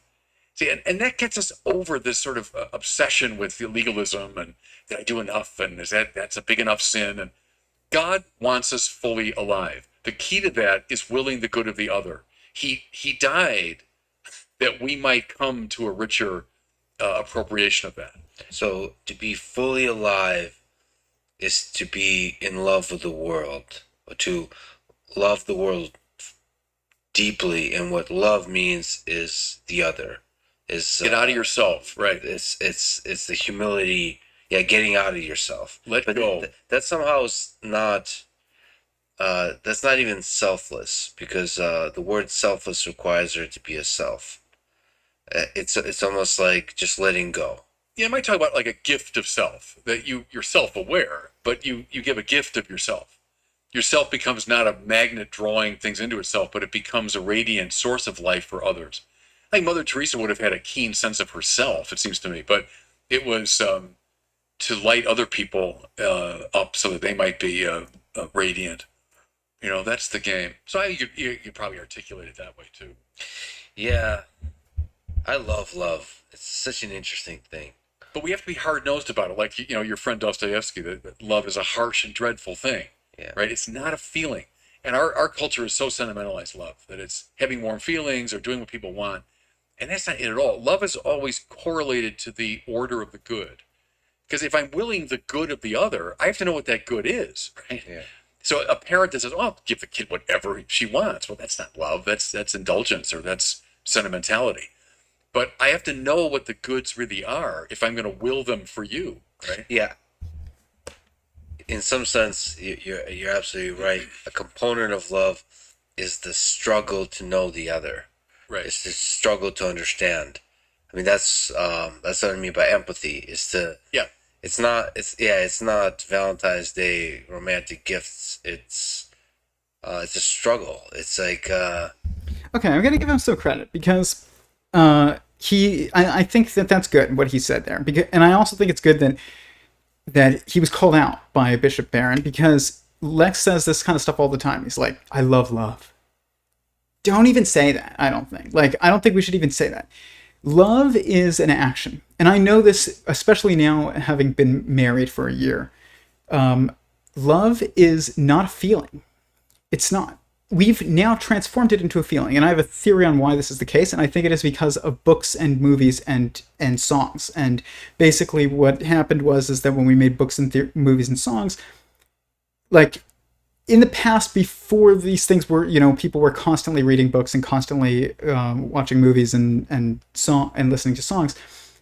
No, in your marriage, I'll say this: in your marriage, you don't need somebody to say "I love you." I don't need my wife to say I love you. I don't need to say I love you to my wife. We do because it's habit, but honestly, I don't need it.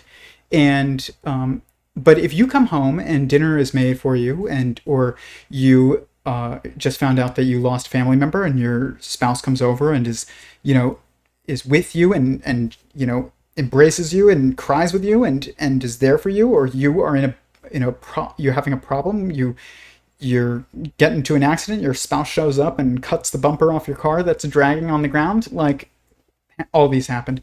Like these are acts of love. I have no doubt in my mind that my wife loves me because she loves me every day. It's an action. She has no doubt in her mind that I love her because I love her every day. It is an action. And the thing is, though, is that in movies and media and things like that, in a song or something, you need to portray this devotion or this dedication that people have to each other in such a short amount of time, when in reality, like, it is displayed over time. But you only have a brief moment. So like I think started saying in books and things like that, I love you. So that the readers and the listeners of songs or the watchers of movies would have like a signal that told them, like, these two people are committed to each other. They love each other. The problem is that when we took that idea and we spun it out into reality, we interpreted it as a feeling now because it's portrayed as that.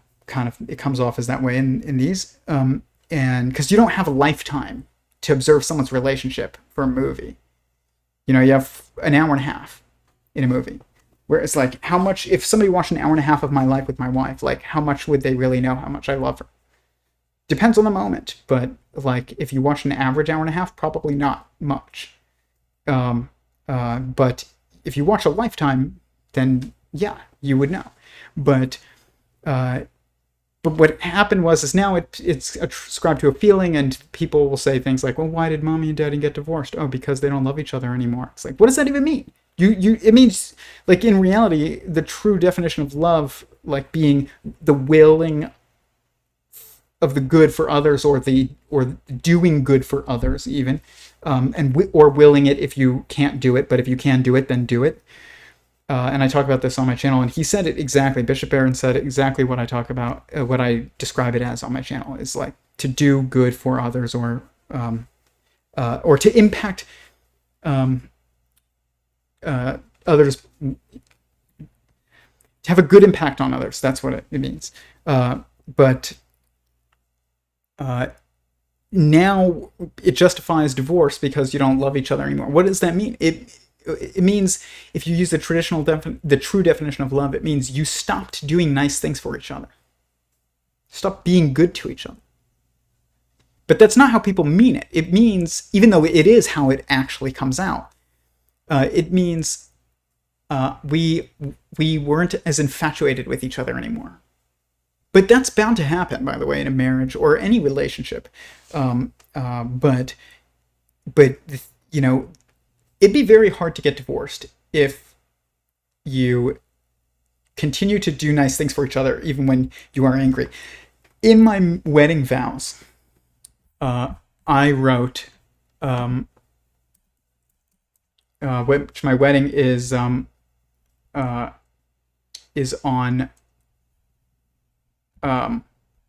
Here they are.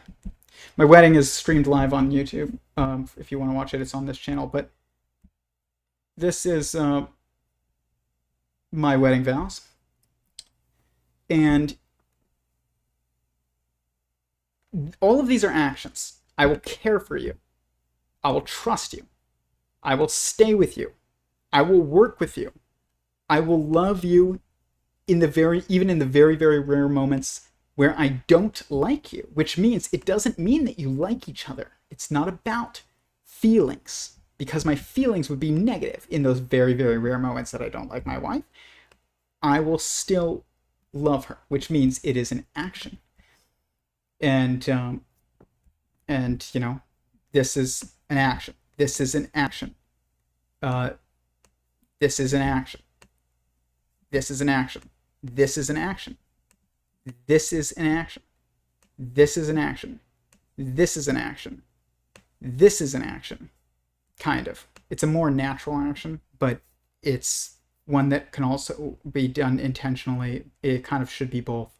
It's natural anyways, but you have to know that it's natural in order to do it intentionally and be good at it. And that's it. Every single thing here is an action. None of them, there's not a single thing in here about how I feel about my wife. Nothing. Because loving someone is not a feeling. And if you know that, life is much easier. This content is hilarious, but high IQ, very good. Cool. I love that comment. That's very funny. I'll talk about IQ later in the future, but I don't think it's as important as people make it out to be, but I used to, and my IQ is probably lower than most people would imagine. And to actually, the people who I discuss in this, and who are also involved in this space that in the discussions that I have kind of inserted myself into, and also just naturally, you know, been drawn to and divinely pushed to, I guess you could say. I don't mean that like, oh, I'm divine. I mean like God also has plans for all of us. You know, you are divinely pushed into different things all the time. Everyone is. I'm not saying that's unique to me. That's not unique to me. It's everybody's divinely pushed towards certain circumstances. But I probably have one of the lower IQs of the people involved in this. Because competency in understanding actually comes more from your perspective on things. If you are building from an assumption that is false, if you have high IQ, you'll just have a very, very complicated explanation that is for something that is built on a false assumption, which will mean that very complicated explanation will still be very false, and probably even more difficult to determine that it was false because it was so complicated. Worse versus, you know, if you have a lower IQ, if you're building from a solid foundation, you can still build truth. But if you have a low IQ and you're building from a false foundation, you will still build, you know, hollow, you know, falsities, just like somebody with a high IQ. So, but IQ matters very much in certain situations in relativity that we'll talk about when we talk about IQ, but it's not as important to your understanding of reality. It's actually not important, I don't think, to your understanding of reality. As long as you have functioning, a normally functioning mind, then like you can understand the universe. Just might not memorize as many facts about it, but you can understand it. But I'm glad that you found this content funny to some degree. So next is on the Trinity and what this structure comes from, and there's a reason why that's the this holy structure breath, exists. right? The holy sigh of love between the Father and the Son. And that's one being, so one essence, we say, of God, but in these three persons. But all your language about like dance and play and community. But Christianity is unique in all the religions in saying that God is love. And somehow the whole I totally disagree with that statement, by the way. That's not true at all. Like, God is love in every religion that understands God. And there are multiple theological traditions that are about the true God. Trinity embodies that idea. I mean, that Yes. philosophically has always been confusing to me. What it means to be three things and at the same time be one God, the Father, Son, and the Holy Spirit. What is the dance between these three? What exact, like, how do you visualize, how do you understand this? Yeah. this very fascinating essential thing for Christianity. The first thing I'd say is what we already have been sort of talking about is if you say God is love, and most people probably say, yeah, I like that. It's a good idea. God is love. But it's very peculiar because if he is love, there has to be in his unity a lover, a beloved, and the love that they share. Otherwise, he isn't love by his very essence. He would love, it would be an attribute of God or an action of God. But if it's his very nature, there has to be lover, beloved, and love shared. And the tradition eventually came to see that. The image I was using before of the Father, his imago, the Son, well, that's born of God's infinite mind. So, of course, God has an image of himself. Heck, I've got an image of myself. That's something I can pull off as a puny little creature. God, in his infinity, has a perfect imago of himself. And they have to fall in love with each other. What else can they do? Because they're in the presence of infinite good. And so it has to follow that you then have the shared love that connects them. And that's how we generate, if you want, this idea of the three persons in God. Let me ask you. So the Trinity is a very interesting thing because what this comes from really is this comes from being from this perspective of a Trinity comes from being of observing a system from within the system. And it comes up in my work all the time. It comes up in quantum physics, but I'm not saying they understand that. But like, if you look at the standard model of particles, you have electrons, muons, taus, electron neutrinos, muon neutrinos, tau neutrinos, up quarks, charm quarks, and truth quarks, down quarks, strange quarks, and beauty quarks. These are, they call this triality, and they're triality of the generations of particles. And what this is it is the same thing. It is our minds organizing information is responsible for this, like, this perspective. It might be God's mind's organizing information that is responsible for us seeing the triality in the fundamental particles. But it might be the intersection of our mind and his, probably. I mean, it is, but we also see this in time with past, present, future. We also see this in space with forwards, backwards, and current location, or even length with height, but one of them is fundamental and one of them is relativistic. Like, this trialic system or perspective is, it comes from when your mind is organizing information into like a hierarchy of events, or essentially into an order of events, and or a hierarchy of value, or even when you're like organizing something into a symmetry of reflection. So you could say like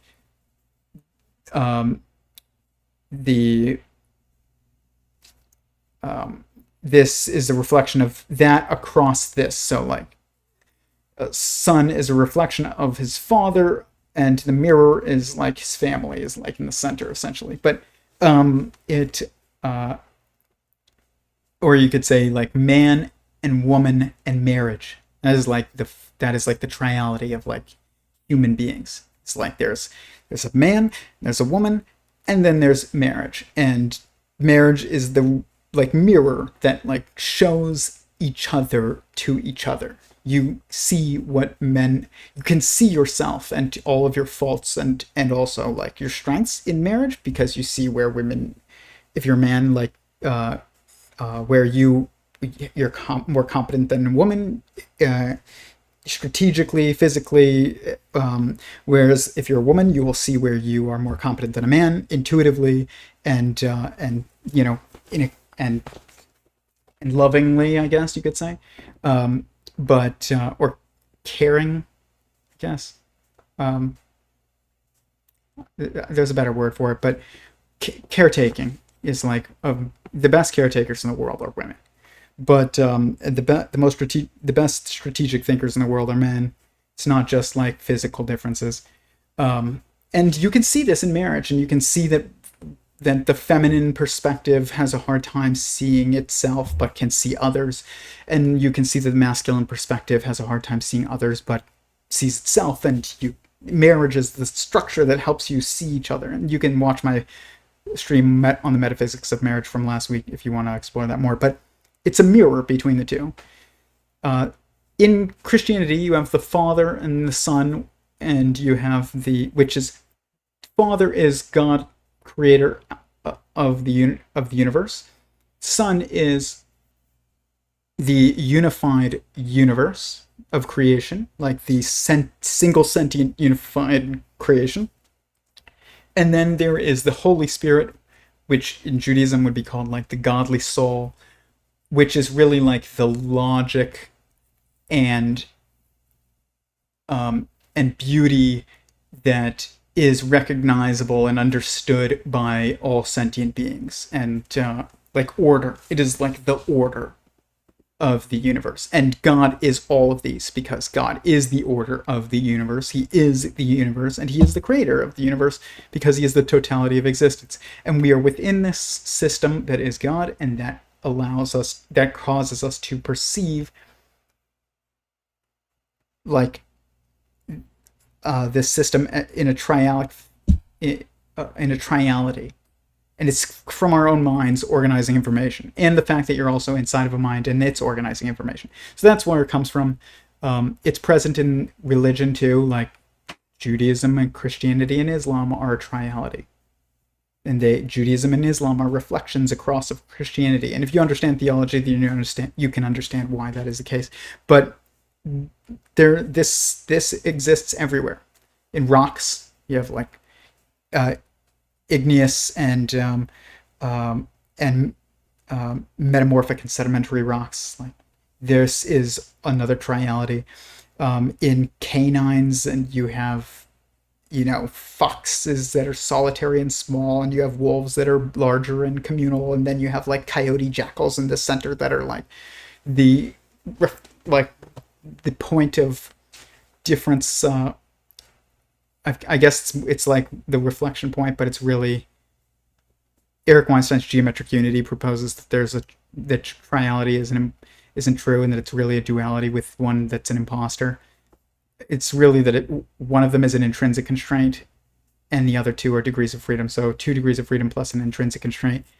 So in like human races, this is the case too. It's like you have like the African phenotype, black African phenotype, super curly hair, dark skin, like very lean, muscular, like generally. These are obviously like, we see this sliding as a sliding scale, but really there is 2 phenotypes that lineages are moving through. And then there's like this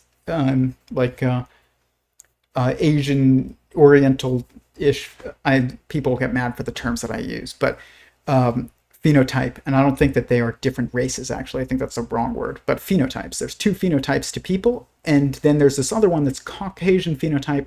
It looks like a third one, but it's probably actually an intrinsic constraint where it's a lineage that is moving from like black to Asian or Asian to black, and it's like somewhere in between the its transformation over lineages.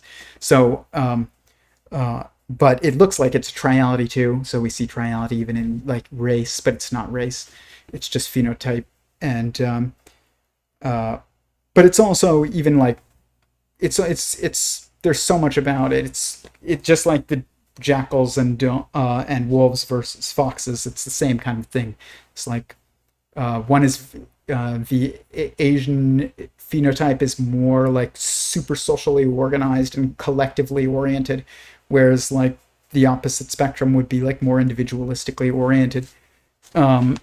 And then almost everybody is at some point in between these two objective degrees of freedom in everything, but the degrees of freedom are objective. We just perceive, when you're looking at something that is changing and is moving through objective degrees of freedom, you'll see like relativistic or subjective manifestations, which result in us calling things like spectrum. Oh, it's a spectrum. In objectivity and theories of everything, there is no spectrum. You need to move beyond the spectrum. So like, and this is about perspective again. So it's not about like you're thinking too. If you think it's complicated, you're thinking too hard about it. So like, spectrum would be like, men are, when somebody says, oh, men are stronger than women, people are like, I know some women that are stronger than men. And it's like, yeah, there are some women that are stronger than men. The strongest person in the world is always a man. The most caring person in the world is always a woman. The most intuitive person in the world is always a woman. The most strategic person in the world is always a man. Like, those are the objective ways of looking at it. But if you're just like, men are blank, then yeah, people will always be like, there's an exception. But if you're like, you reorient the question instead of saying like, just for using an example, like instead of saying women are more intuitive, somebody would be like, oh, I know some men that are super intuitive. You'd say the most intuitive people in the world are women. And then now it's no longer a spectrum. So this is what the theory of everything is really about. It's more about shifting your perspective to objectivity than it is about like I don't know. Like, that's how you escape relativity. You have to shift your perspective. You have to shift you. That's what I'm trying to say. It's not about like finding something new that you didn't know was there before. It's about like shifting your perspective relative to sentience. So you and God.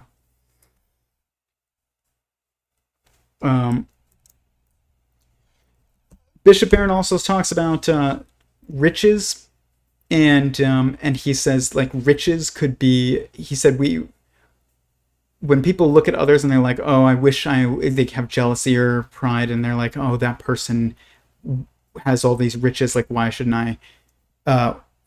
And he said basically that could be a curse. That is like, I think that's very true. I think it's important for us to not judge ourselves based on the material situation of others, the relativistic situation of others, because think about God, like who God is God is much more like your parent than he is like your friend. So people will say like the universe just wants, in like the New Age type of communities, they'll be like, the universe wants for you whatever you want. And same thing with the prosperity gospel. It's like the universe, God wants to give you all these riches. You want that new car, God wants to give you that new car. And I will say this, like, God wants you to have what you want if it is something that is like meaningful to you and not destructive for you to have. You are meant to enjoy life. If you want of Porsches and like you just really want a Porsche and you love the engineering of it, and like there's God probably, I'm not going to say probably, God doesn't not want you to have a Porsche. He might want you to have a Porsche, actually. I don't want to say he probably does, but I would assume he probably does. But that doesn't mean he wants you to just have nice things for having it. If you're like a massive Porsche fan, that's different than just having a lot of money and wanting a car that's faster than your neighbor. He doesn't want you to have a car faster than your neighbor. He doesn't care. He wants you to he gave you talents and interests for reasons so that you could actualize them and share them with the world. So if you know everything about Porsches and you can get a Porsche and you can share, you make a YouTube channel about it and talk about the engineering and talk about racing them or whatever, and people find value in it, and you build communities and that join into friendships and whatever. Like that can be, you can use you having a Porsche for the good. And God does want us to use our talents for the good, and we're not meant to suppress our interests and our talents.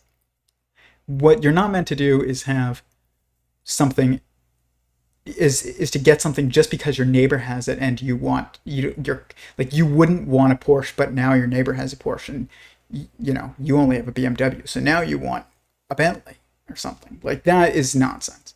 But you're meant to use the talents and interests that you've been given. Sometimes if those talents and interests are towards something toxic, they're not really talents and interests. You just have those are our vices. Our vices are also given to us for a reason, and they are meant to help teach us, and then we can become better and use our better selves to help inspire others. But you are not.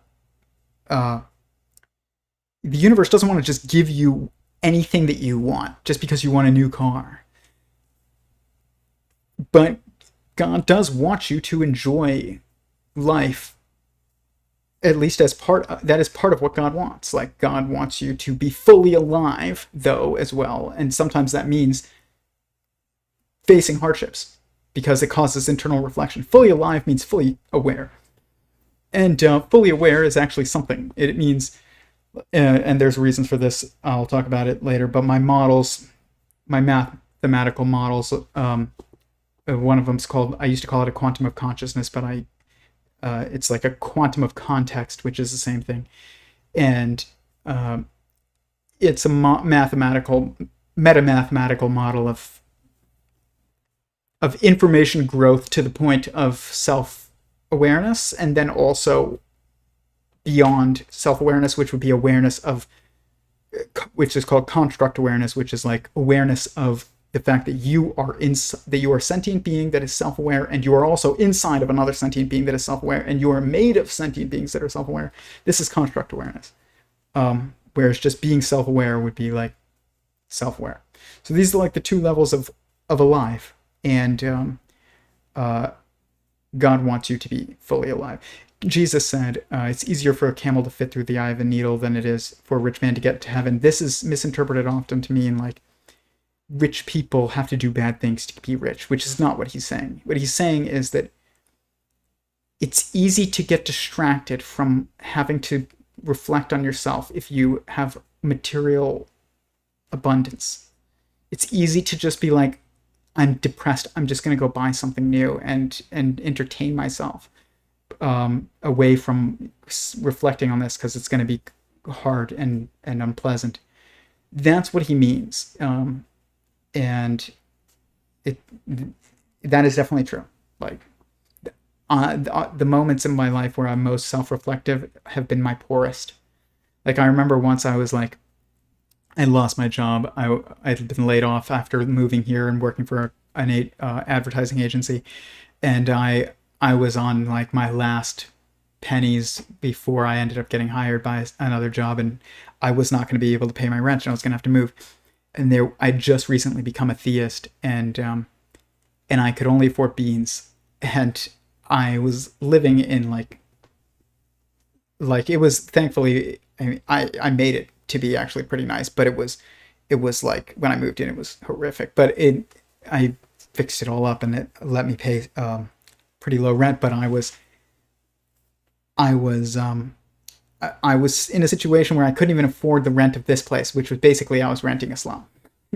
And I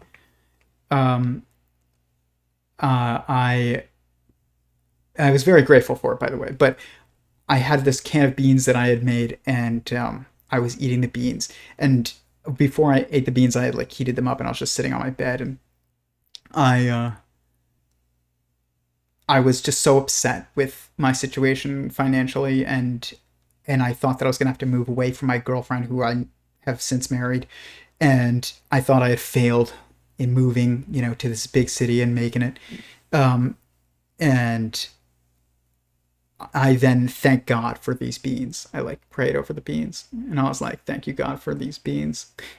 And it made me be like, "Wow, I'm eating something warm, and like that's not going to make me sick. Like it tastes pretty decent actually." And it made me grateful, and also like, but grateful to someone, to God, for making, like, allowing me to have food in my hands at the moment. And because my pride was like getting the better of me for a while. I was like, I came out here to make it, and I mean, I moved out here for out of prideful reasons to some degree, but also I was not a theist, so it was different. And and I was like thinking about how I had failed in like making it in the big city.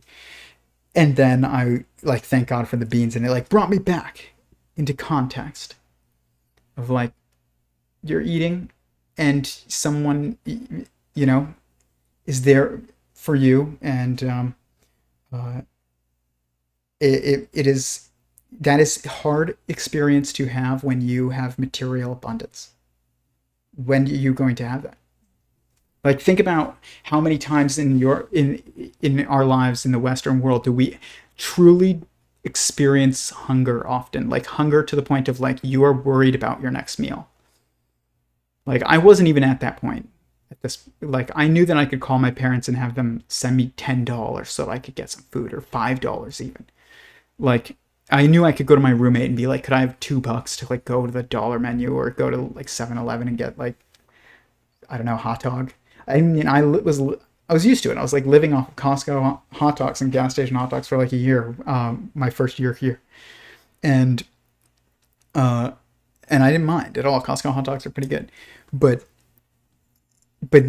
even I have never experienced like true, like, oh my gosh, like how are we gonna eat, and like those are the moments that you reflect when you can't rely on your checkbook anymore. You're forced to rely on something else, and you can't rely on yourself because the situation that you're in is the situation that you're in.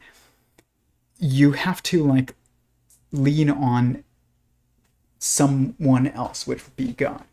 And it's hard to even get to that point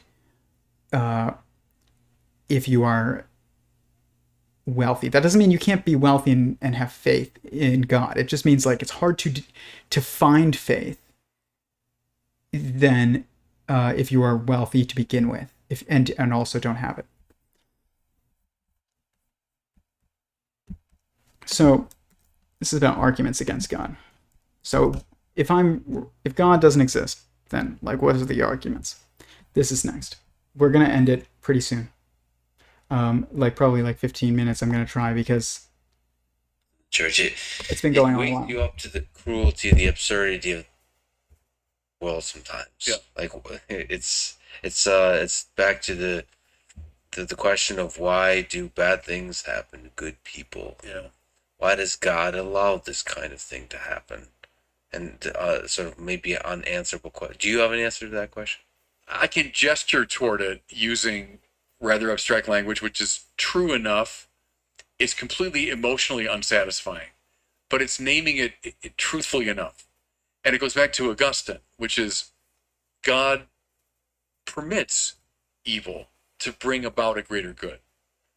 Now, again, I know how unsatisfying that sort of spare, austere language can sound, but it gets us off the horns of a dilemma. Aquinas, when he lays out a question, he always has the objections first. So, is there a God? Well, objection 1, objection 2, objection 3. And he's really, talk about steel manning an argument. Aquinas is great at that. One of the really steel manned arguments, is that the right grammatical form?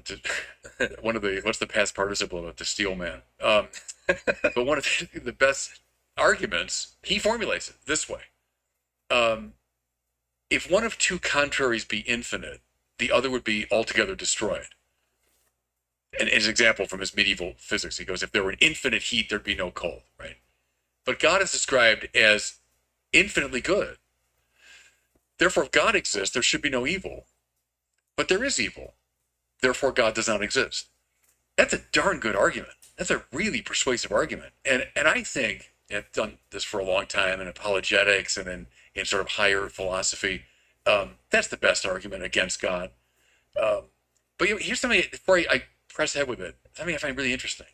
I think the three best arguments against God all come from within the religious tradition, namely the book of Job. So Job, he's great. I mean, he's a great guy. He does everything right. He's God's great servant, and he's punished in every possible way. He has every possible suffering. Aquinas' argument from the Summa, and then to your friend and mine, Dostoevsky. I think in the Brothers Karamazov, Ivan's argument when he's trying to wreck the faith of Alyosha, and it's these examples drawn, they think, from Dostoevsky, from the headlines of his own time, of the most abject cruelty to children, like an innocent child being made to suffer. How, in God's name, could that happen if God exists and he's all good? So I get it, but see, the book of Job, Thomas Aquinas, Dostoevsky, these are all profoundly believing people. It's like when I hear Stephen Fry, the famously atheist writer, he will bring out this argument with great authority. He does. Of children with bone cancer and worms that go into the eyes of children and blind them before they kill them. But he's been preceded by the author of Job, Thomas Aquinas, and Dostoevsky, who stood right. Think of Job in the whirlwind. He stands there in the whirlwind. So you can't blame the Christian tradition for not dealing with this problem. For brushing it under the carpet. I mean, it has stood in the whirlwind of this problem. It's still a difficult problem to deal with. That there's all this cruelty of the world. It's there's a lot of example through history. Just in my own family history. Be capacious, but they take in a tiny, tiny, tiny swath of space and time, and even like. Okay. So, I actually think that I can answer this. Not entirely, but the mind of God is beyond us. Like, the totality of God's thoughts are beyond us. It says that in the Bible, if you're a theist and you believe Scripture, believe that. If you are not a theist and don't believe Scripture, or if you aren't leaning towards theism or you're entertaining the idea, but you aren't at Scripture, then still, just know, if you're inside a sentient being and you're just a piece of it, then your mind cannot. If your mind is just a piece of their mind, then your mind cannot contain all of what is in the mind that you're within, by definition. And that doesn't mean that you can't actually have a lot, though. It's like a cell. A cell does not have the totality of you within it, but it has a lot of information in DNA and also in other aspects of depending on the type of cell and stuff. And we can understand God to quite a bit of a degree, I believe, as well. But there's always something beyond. And but meaning is something that's is going to be touched on a bit again in another clip that I play. But this is about something that I said at the beginning of the show. And I said, preceding creation, prior to creating multiplicity of consciousness from oneness, God was truly alone. And he knew it. He was truly alone and he was truly meaningless, because meaning is essentially comes from love, which love is an action that you do for another. There is no other, then there is no meaning. So if you're all there is, and you are, and you know it, then you are alone and meaningless. God was the only being prior to him creating. He was like this, but he is the only being actually that has ever existed, that has ever been meaningless, which is totally contrary to what anybody would say. People say God is the most meaningful being. He is the most meaningful being. As soon as he created multiplicity of consciousness, he's now everything to everyone. Everyone else who exists, other than God, exists because of God. He's the most meaningful being that has ever existed to everyone that ever will exist and ever has existed other than himself. And but preceding creation, prior to him dividing his oneness of sentience into multiplicity, he was meaningless. And he was alone. And I think he was lonely, too. I think he was absolutely lonely. Sentient beings don't want to be alone. We want to see, and like there is an interactive element to sentient beings that is required. There's no sentient being that exists well on its own. There's no sentient being that exists at all on its own other than God, and there's no sentient being that exists well on its own. I don't even think God. And doesn't mean he's, not going to survive without us. He would. He can't die, actually. I think he is constrained to an eternal self-awareness and existence, and the only thing he can do is either maintain that or create meaning. And I think that this is part of the reason for the creation of the universe. People say, the one divided into the many for the sake of the joy of becoming one again. I think that that's partially true, probably. It certainly is something that would be found joyful by any being, I would think. But I think that one of the key things that is overlooked by that doesn't really hold implications about that explain things in our reality. What does explain something very important in our reality, which is the existence of evil, is this idea that God was meaningless before he created others, and he created others for the creation of meaning. So I say, Eric Weinstein's tried saying this once, and I think that it just fell flat, but I think it's good what he was trying to say. He said, like, the meaning of life is the attempt to ascribe meaning to meaning. And I think it's a good effort, but I actually think that it doesn't really help. But I get what he was trying to say, but it kind of assumes that it's just not ordered. But I tried to think about it, and I kind of like, what is the meaning of life? And I realized, like, the meaning, like, life outside, there is life. God is alive, but God just has to exist. Information coherence into a single system, which is, as there's one existence and there's information in it, then that information is self-referencing. That means it's self-aware and it's sentient, and God exists. And, like, outside of time, because time is emergent from interactions and there's no one else to interact with. There's no space, because space is emergent from interactions and there's no one to interact with. So God exists in this eternal point of self-awareness and aloneness outside, prior to creation. What a miserable existence. It's probably the most miserable existence that could be. But God creates. And I thought, okay, well, life as we think about it is this generative process. So it's creation process, so it's like people say, what's the meaning of life? And it's asked in even this interview. Lex asks it a lot, and say the meaning of creation is the creation of meaning, is something that I like laid out in just thinking about it. And I think that's really good. It's like ordered and it explains a lot. But the meaning of creation is the creation of meaning, and it means like objective creation, and it assumes then you understand what objective creation is of being. Sentient singularity theory divides the world into perspectives, beings and things.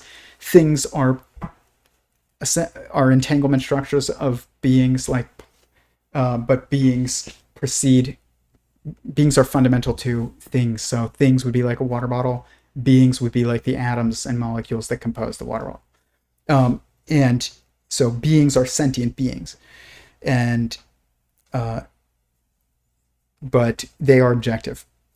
So the meaning of creation is the creation of meaning, and the thing about meaning is that if sentience is fundamental, that means that, and meaning comes from your impact on another being, because sentience is all that matters, because it's all that fundamentally exists, then it's all that matters. And that means impacting it is all that matters, and God can't impact himself. Really, if he's all there is, he has to create more in order to even impact himself, and also to impact others. So to create meaning in his own life, and we're born with meaning. God's the only being that was not intrinsically meaningful. He had to create meaning. We are intrinsically meaningful because we were created intentionally, which is a nice thought. But this means, though, that that means there has to be others to have meaning. And if there are others, then that means that those sentient beings have to be sovereign and allowed to make decisions, even if they are against the plan of someone else. If all you're capable of doing is what you're told, then you are a robot. You do not exist. You have to, if you are not able to choose good or choose evil, which is, if you're not able to choose goodness and order, or choose between goodness and order, or chaos and evil, then you don't exist. Which means meaning doesn't exist. Which means God's meaningless. So if there wasn't, that doesn't mean evil in the world, that evil has to exist in the world. It means that evil has to be allowed to exist in the world.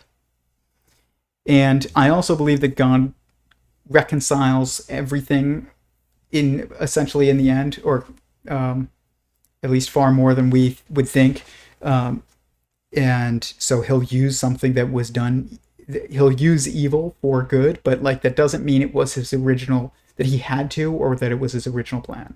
So I don't think that necessarily I don't know, but it would appear that evil is not something that is required to exist.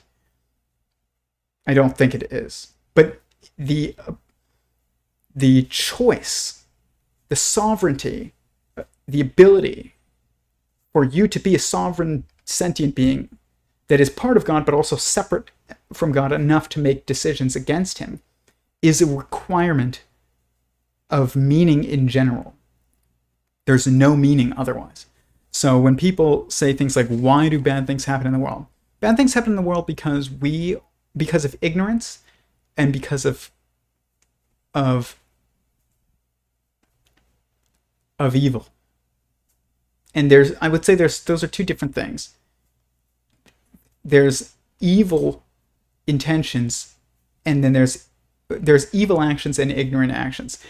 Ignorant actions can also be evil objectively from God's point of view, which is what matters, but they are not intentionally done by the person doing them. So if you're an anti-theist or an atheist and you are you think that, I used to think that sex before marriage was a good thing.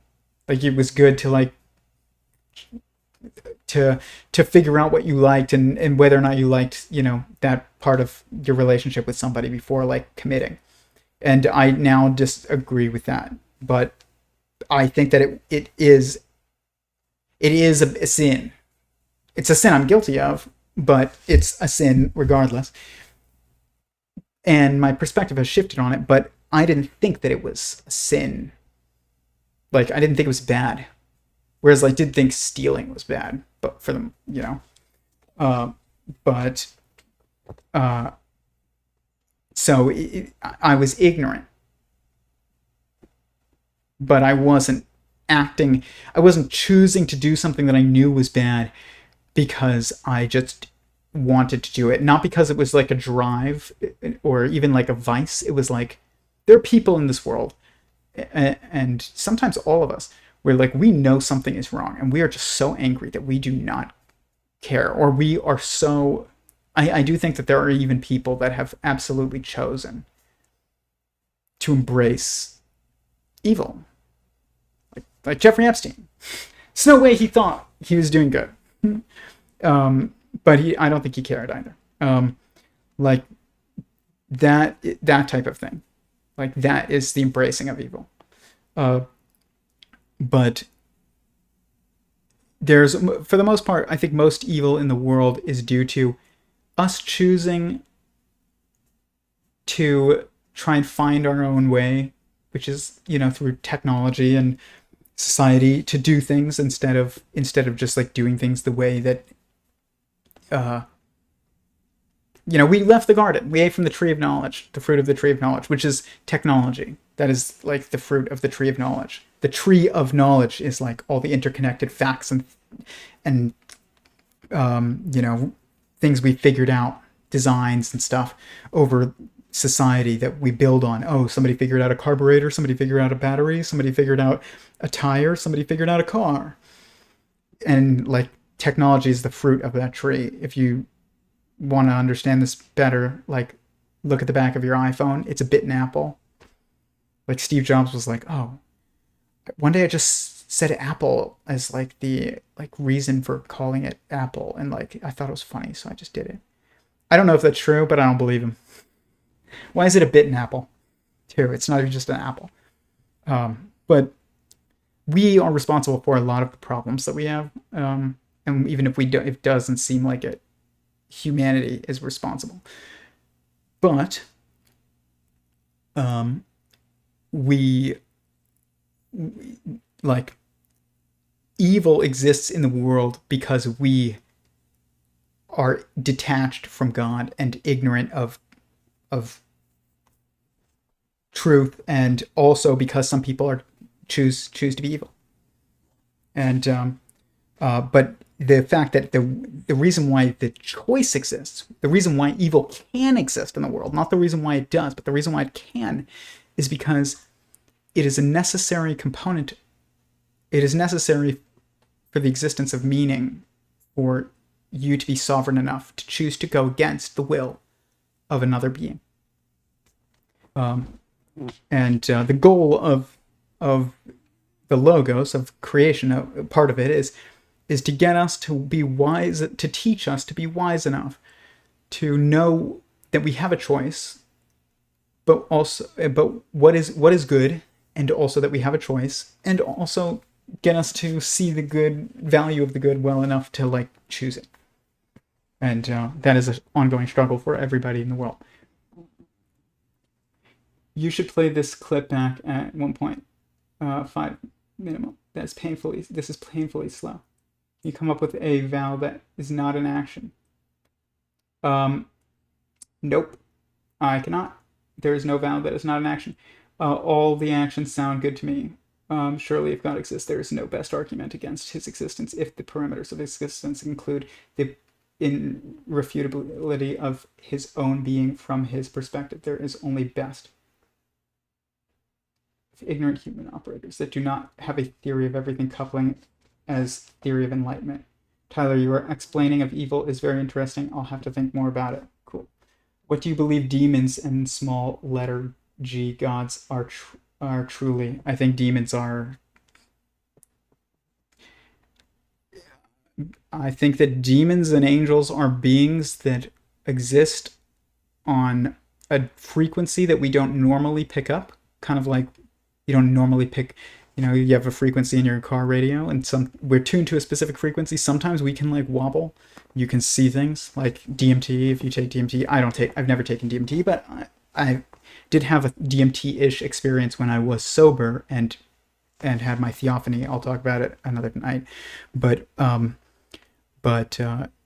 I think that that's what people see with like machine elves or whatever. Like when they talk about DMT and shared hallucinations, it's like your frequencies being messed with and you're seeing beyond. But I think that they are beings that they've kind of like lost or ceded their free will. It's like an angel and a demon are almost the same thing, I think, except I think I say this, and this is just an intuition, but that angels know they work for God and they embrace it, and demons think that they don't work for God, but they do. It's like they will be made to, even if they, is kind of like a thing, the way I think about it. But I think that there are beings that are still beings, but they're like, they're beyond the ability to change. This is the change space. This is the desktop where we can edit the document and everything like that. When you die, you go to the save space, and like that is, or when if you are beyond the, you're like a saved document, and like you're no longer changed anymore, but you still exist. I think that that's also true of like angels and demons. They're beings. I don't know what their origin is. I can't tell you, but like I think that they're beings, but they don't exist on the frequency that we normally pick up. But I think some people probably can. We probably call those people schizophrenics. Do you think self-deception can reach a point where people can genuinely make horrible actions seem justified in their own minds? Yes, 100. We do it all the time. Everybody does that. I can imagine it happening. Yeah, we all do it. That happens all the time.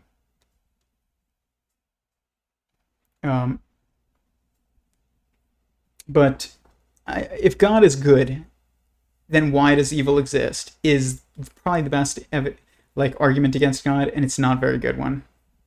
If you understand that for meaning to exist for anyone, then sovereignty has to exist, or otherwise this whole thing is meaningless. Everything. There's no one matters. There would be no one but God, and he wouldn't matter. That's what would happen if you didn't have the ability to choose evil. Then if evil wasn't allowed in the world, then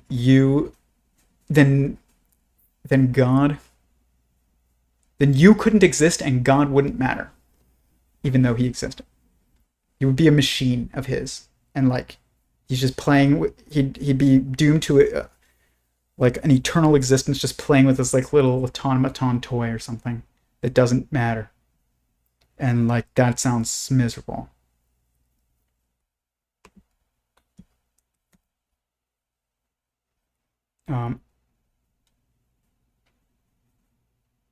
Okay, 2 more clips and then we're gonna go, because this has been like such a long stream.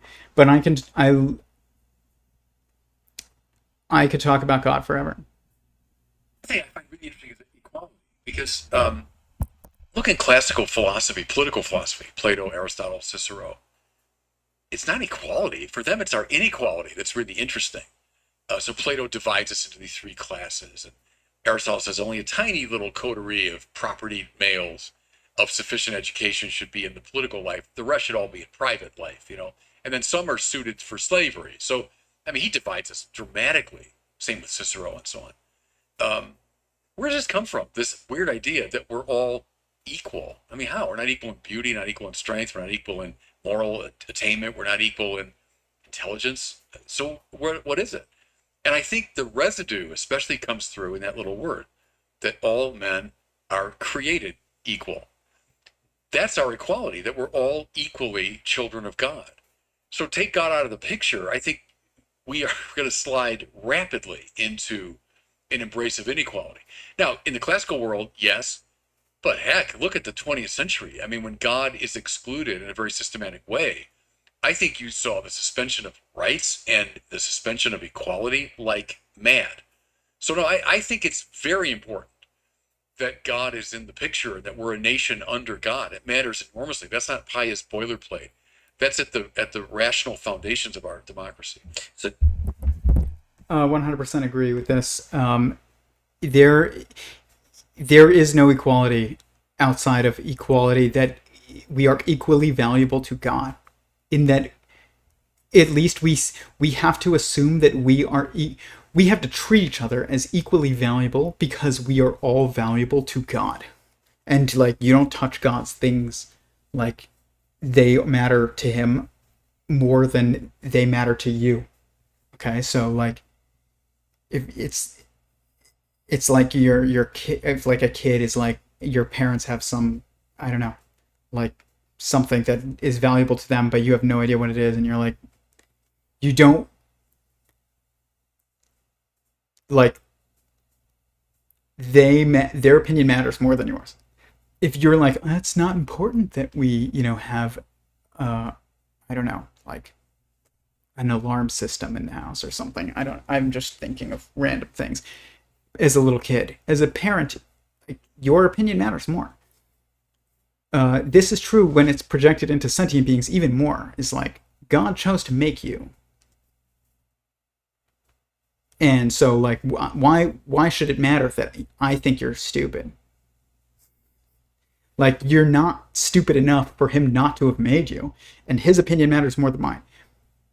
Without this system, where sentience starts at the top, and it's sentience all the way down, order and true hierarchy disappears, which means that when true hierarchy disappears, false hierarchy appears, and false hierarchy is tyranny. God isn't tyrannical. And you know this because you can choose evil. Doesn't mean there aren't consequences, but like, you can choose evil. If he was a tyrant, he wouldn't even be allowed. But if you eliminate God from this, from the concept of rights and responsibilities of individuals in a nation, you end up with a bunch of people who realize that, like, in material reality, like, they are not equal. Some are way more intelligent, much higher IQs, much stronger, faster, like, better looking, more charismatic, richer, poorer, and it just becomes a game of power instead of that disregards the intrinsic value of sentience itself.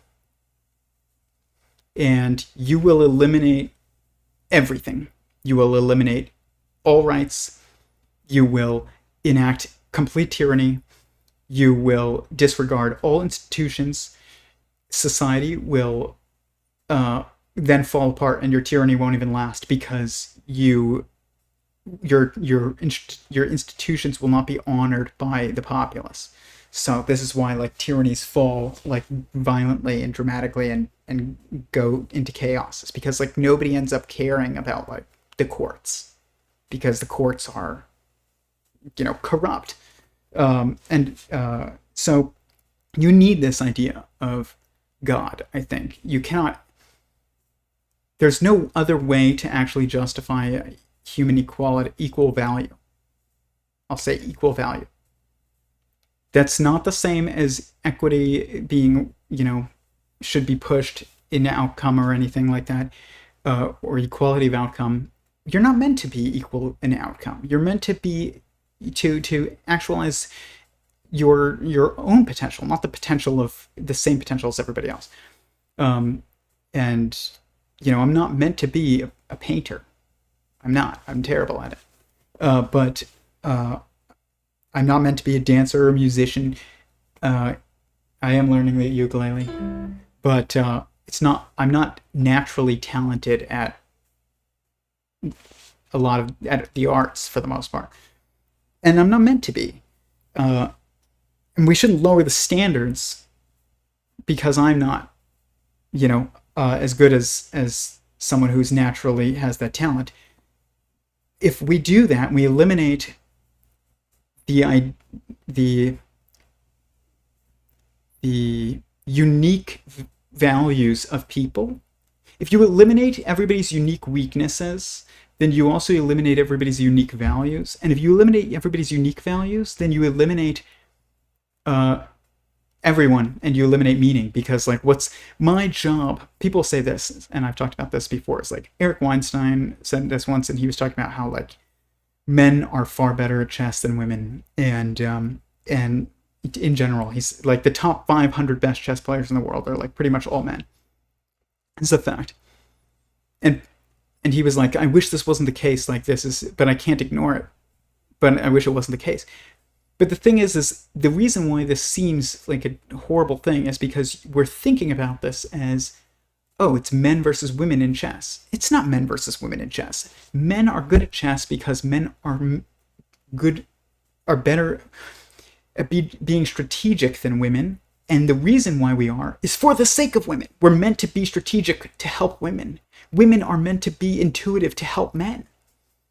And because men don't have intuition. We do really stupid things and we won't even realize like until it's like way too late.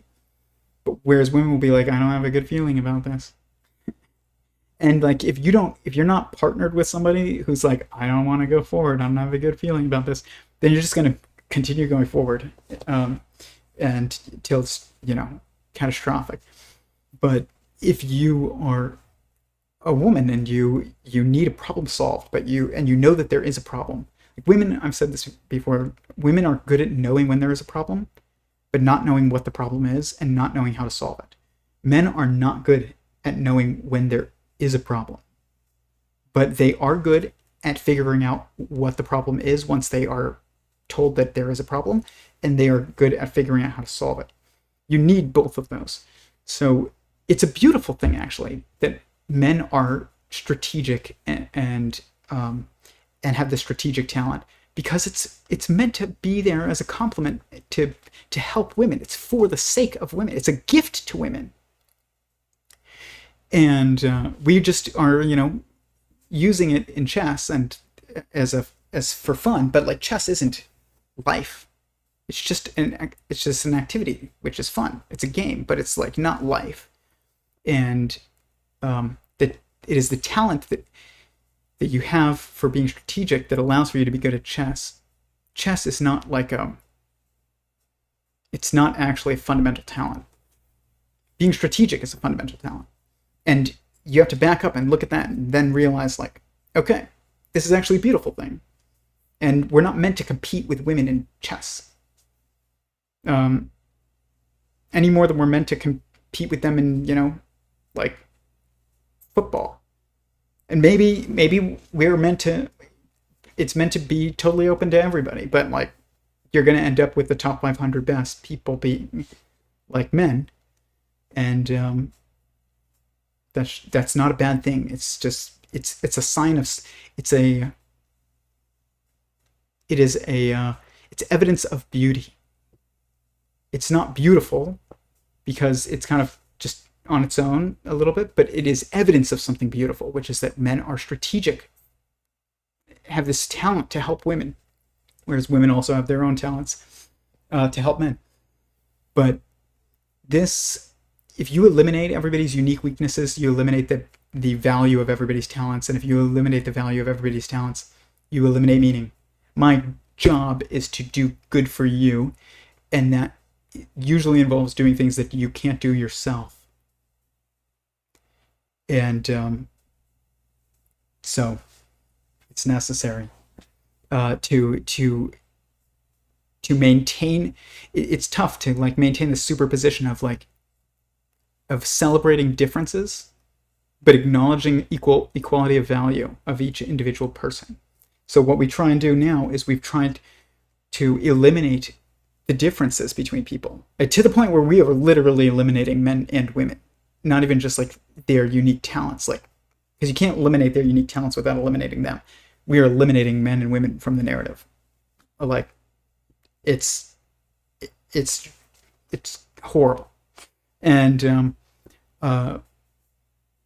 it's not going to help anybody. I know it's being done by some people with the best intentions. That doesn't matter. But if you do that, you're going to eliminate everybody's value. What's the point of a man? If there's no woman? What's the point of a woman if there's no man? So, but this is that thing of like, you can't eliminate hate without eliminating love. I mean, you can eliminate like the perception of, you'd have to eliminate the perception of threats to the things that you love in order to eliminate hate. But like, hate is not the opposite of love. It's part of it. Like I said, so you can't eliminate meaning, like weaknesses from people without eliminating talents and without eliminating then also like meaning. So and you do that because we are trying to have equality in a society in which there is no God that is intrinsically like justifying our own individual meaning. Like, you're here because you are valuable as you need to be considered as important as any other human from our perspective, because God chose, and that should be enough. But if you don't have that, you will end up in a meaningless, genderless, talentless blob of that is called, like, society, and that will end up being tyrannical and not democratic at all. So you do need this. Like, this is the foundation of understanding politics. It's the foundation of understanding physics. It's the foundation of understanding everything. The particles in the Standard Model are the intersection of our focus points of our mind, focusing on, the waves of action of God. Like, that's literally what they are. The quarks are like 2 up quarks and a down quark, 2 down quarks and an up quark. This is like 2 fingers and a thumb. It's just like pushing reality. I mean that super literally. Like, you can't even understand what quarks are. And if you don't understand that sentience is fundamental, then you won't understand that an electron is just a focus point on a wave that comes from your ability to only focus on one point at a time. And there's so much that you can't understand talents, meaning, like anything. It really does fall apart. That doesn't mean that you can't operate, because you're operating on all these like given assumptions that you've inherited, and you're also operating on instincts and things like that. So it doesn't mean you can't go through life not believing, not without a foundation of God. It just means that if you hope to truly contextualize, to maximize your contextualization and your understanding, you need to be built on a solid and true foundation that is the contextualizing element of everything else. And that is singularity of sentience of God. And it applies to every field. I think there's one more clip, and then I'll take final questions and we'll go, because it is late. Okay.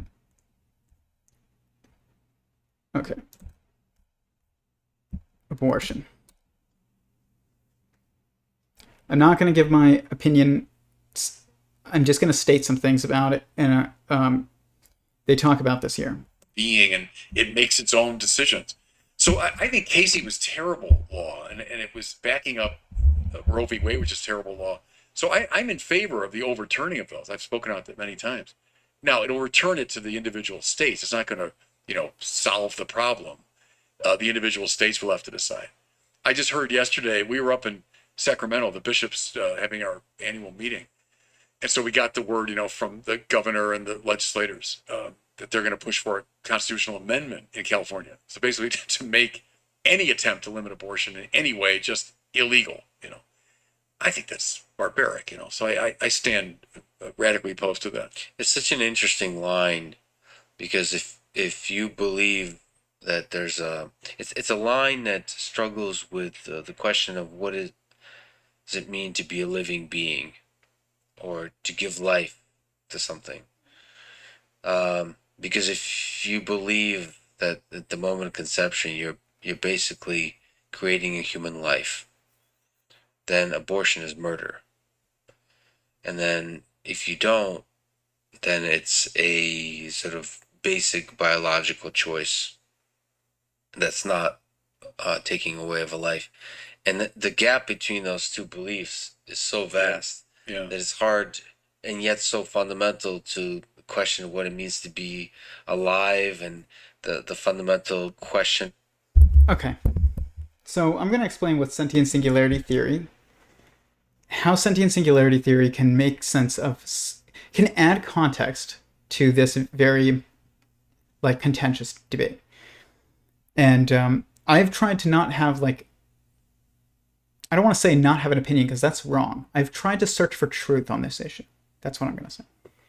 And I'm not trying to have an opinion on these issues at all, any of these issues. I even like, I'm a second, I tend to be like when I vote for somebody, like there's a few criteria, there's a couple things that I pay attention to, but like the most leading one when it comes is the Second Amendment. I've been a martial artist my entire life, and I believe that self-defense is part of, if you don't allow for self-defense, which the Second Amendment is about self-defense, you cannot allow for self-defense if you do not allow for people to have the tools that they need in order to defend themselves.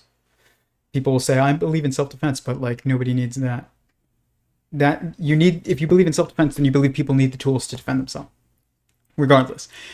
The other issue in this that is the same thing, but it's for the feminine perspective, is abortion. So you have weapons rights and you have abortion rights.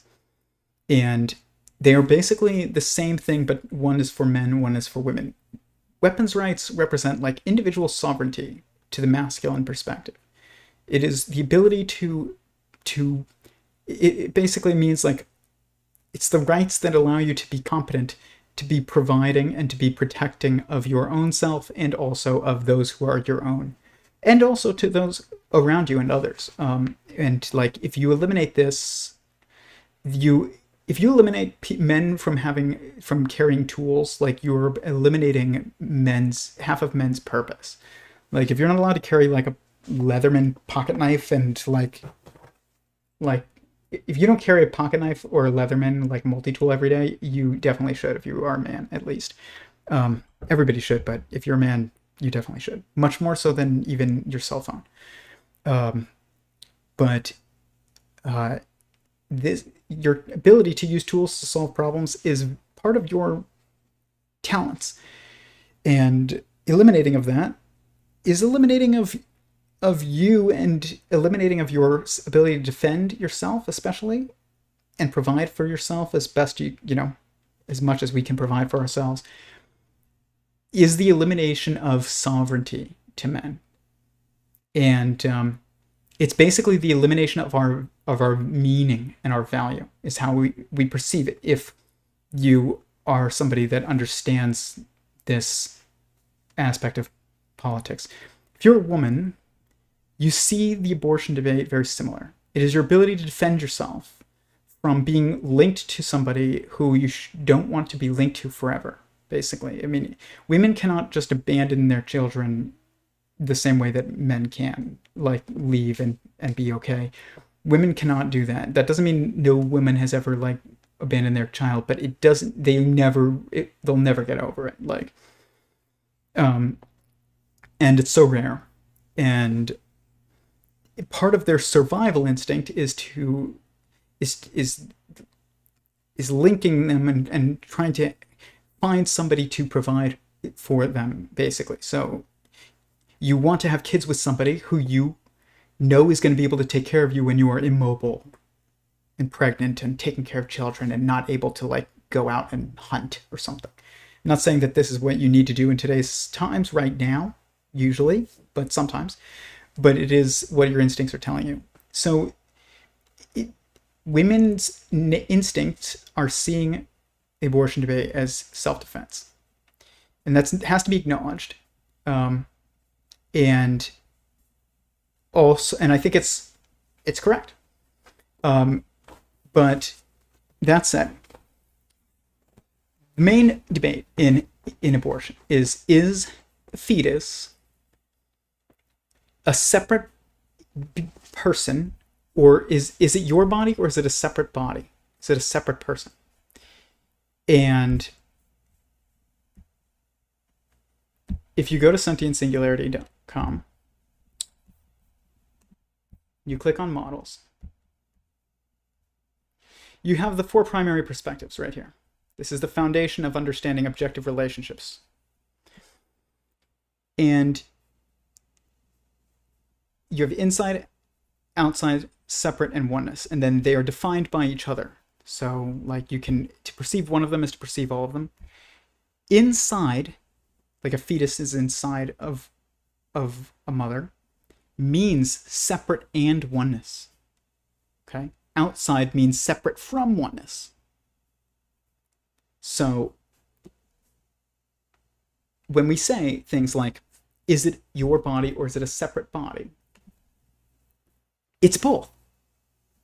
And this is why this is a never-ending argument. Because it's both, is the answer. And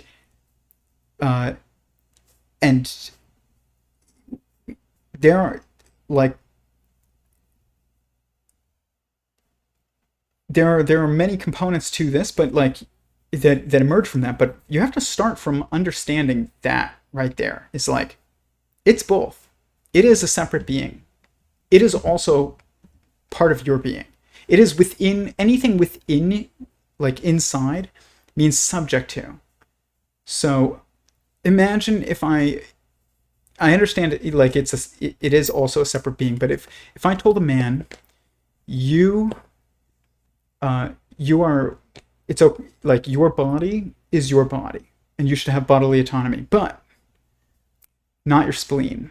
And I know it's not a spleen, I'm just saying. Or not even that, if you were forced to take certain medications that you didn't want to take. It's not bodily autonomy. Bodily autonomy and sovereignty means that you have to have sovereignty over what happens inside of you. Not just to you, but also inside of you. But, that said, doesn't mean that that every decision you make is moral, and it doesn't mean that it's not also a separate being. So it's both. The answer is both. It is, this is like when God gives us the right to choose evil, but that doesn't mean we should. There are ways of avoiding this entire situation for the most part, for most people, and that doesn't mean people don't make mistakes. I know plenty of people that have made mistakes, but this exact, mistakes involving this, but, so I'm not judging, but I'm just saying, like, you have to understand the objective context of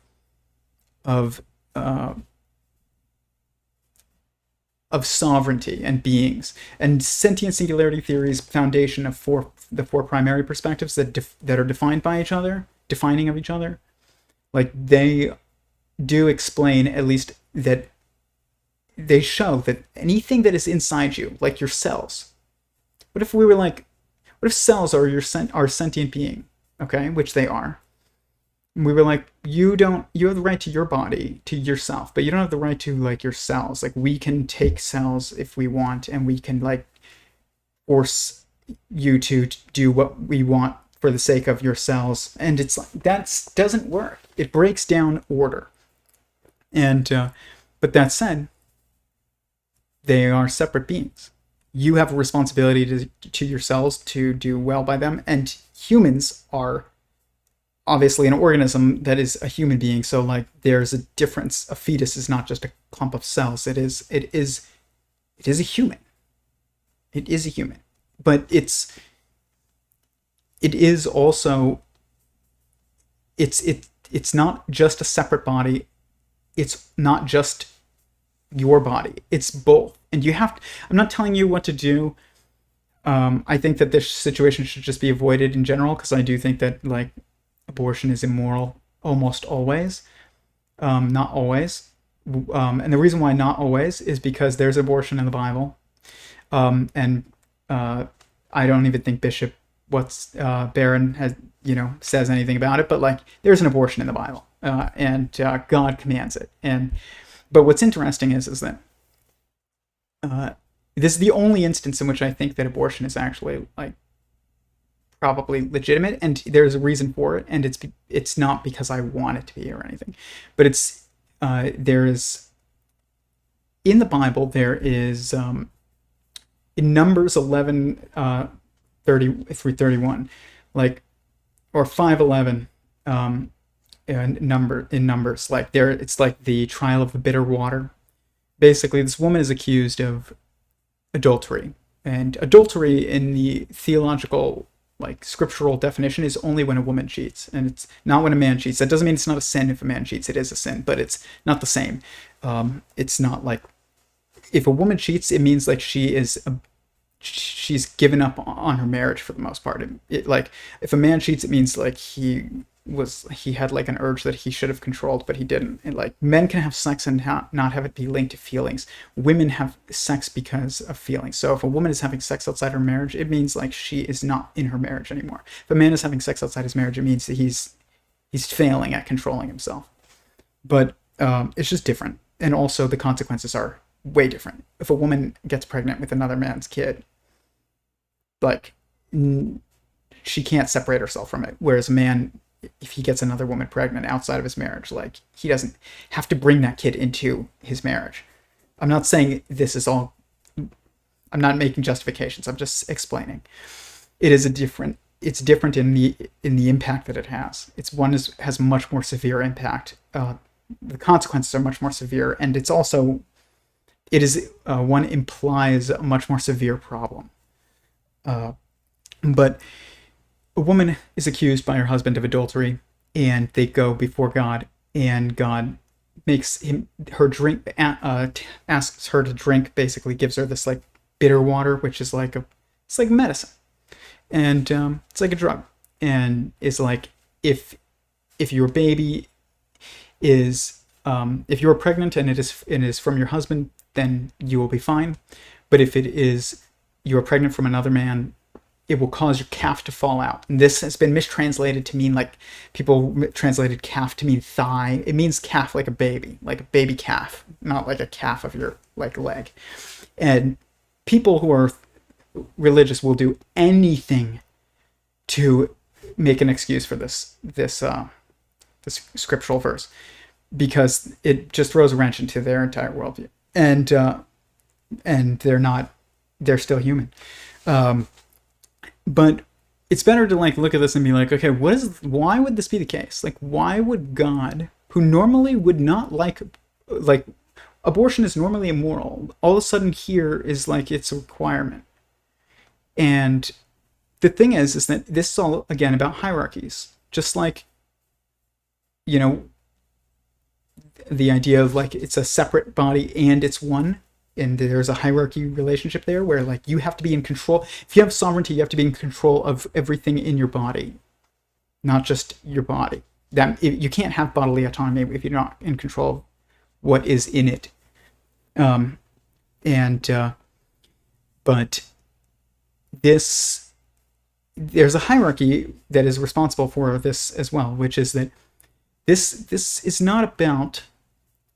This is an instance in which God is responding to a sin that has already been taken place. If it is, if an abortion does happen, and she is pregnant from another man, adultery is one of the worst sins in the world. It is listed in the 10 Commandments as just like horrific, and this is a response to that. It is not something that, it doesn't say God likes abortion. God does not like abortion. It tells you something else. It tells you that God values marriage above children. And people who are religious know this. They'll say, I promise to put God first in our marriage, and us and like, people who are religious will say things like, our marriage comes first, then children. Whereas like, if you're not religious, usually say like, oh, my kids come before anything else. And I used to think like people who said God came first in their marriage were crazy, or people who put their spouse above their kids were crazy, and that like marriage was for the sake of children. But that's not really true. It doesn't, it's not the right way to say it. It's that if you're gonna, before you put your mask on the person sitting next to you and help a child, like, you have to put your mask on first. Marriage is that mask. God puts marriage. This verse is not about this bitter water verse. And I've never heard this interpretation other than just from me. But this verse is not about God excusing abortion.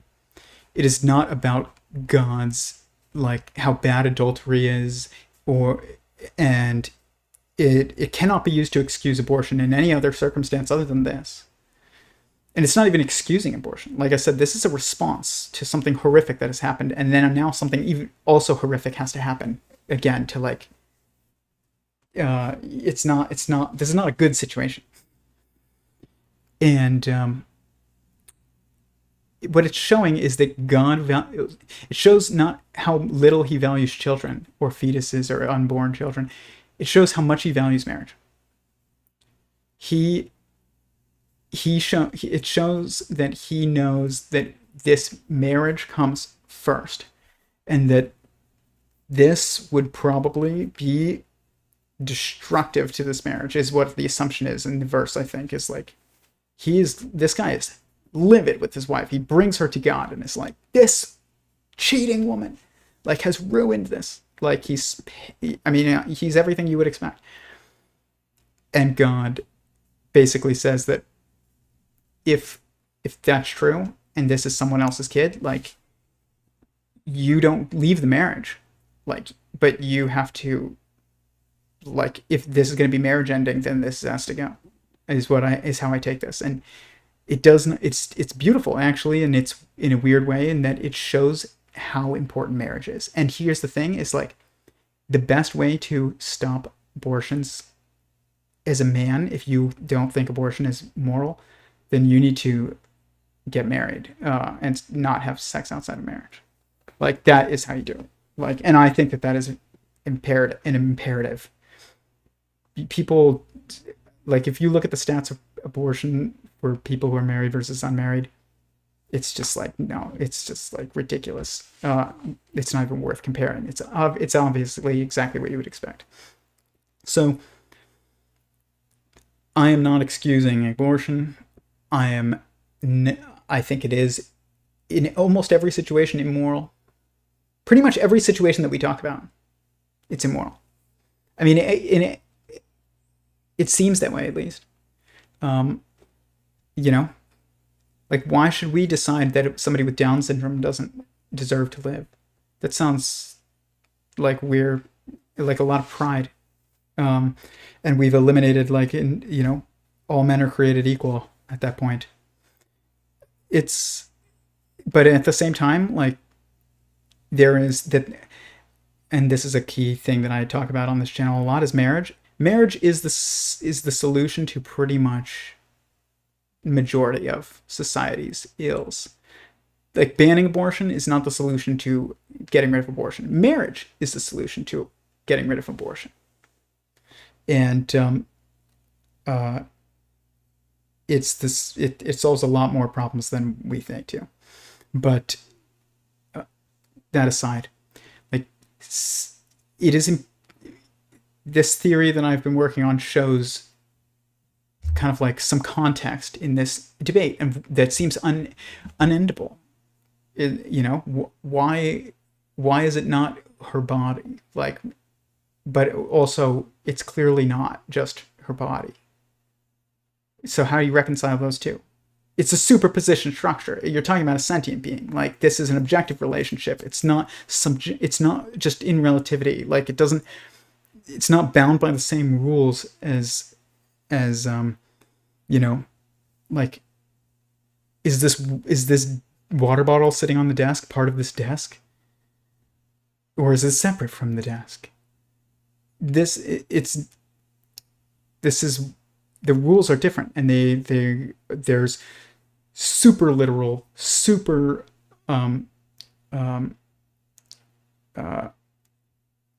what was the word that Bishop Barron used? He said super super rational. It's like super rational, super literal, superposition.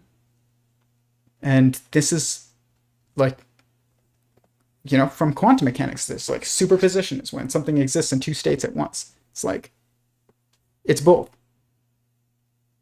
And this is how you understand quantum physics, is because you realize that like sentience on our level, the rules and how it functions mirrors what we see on like the particle level.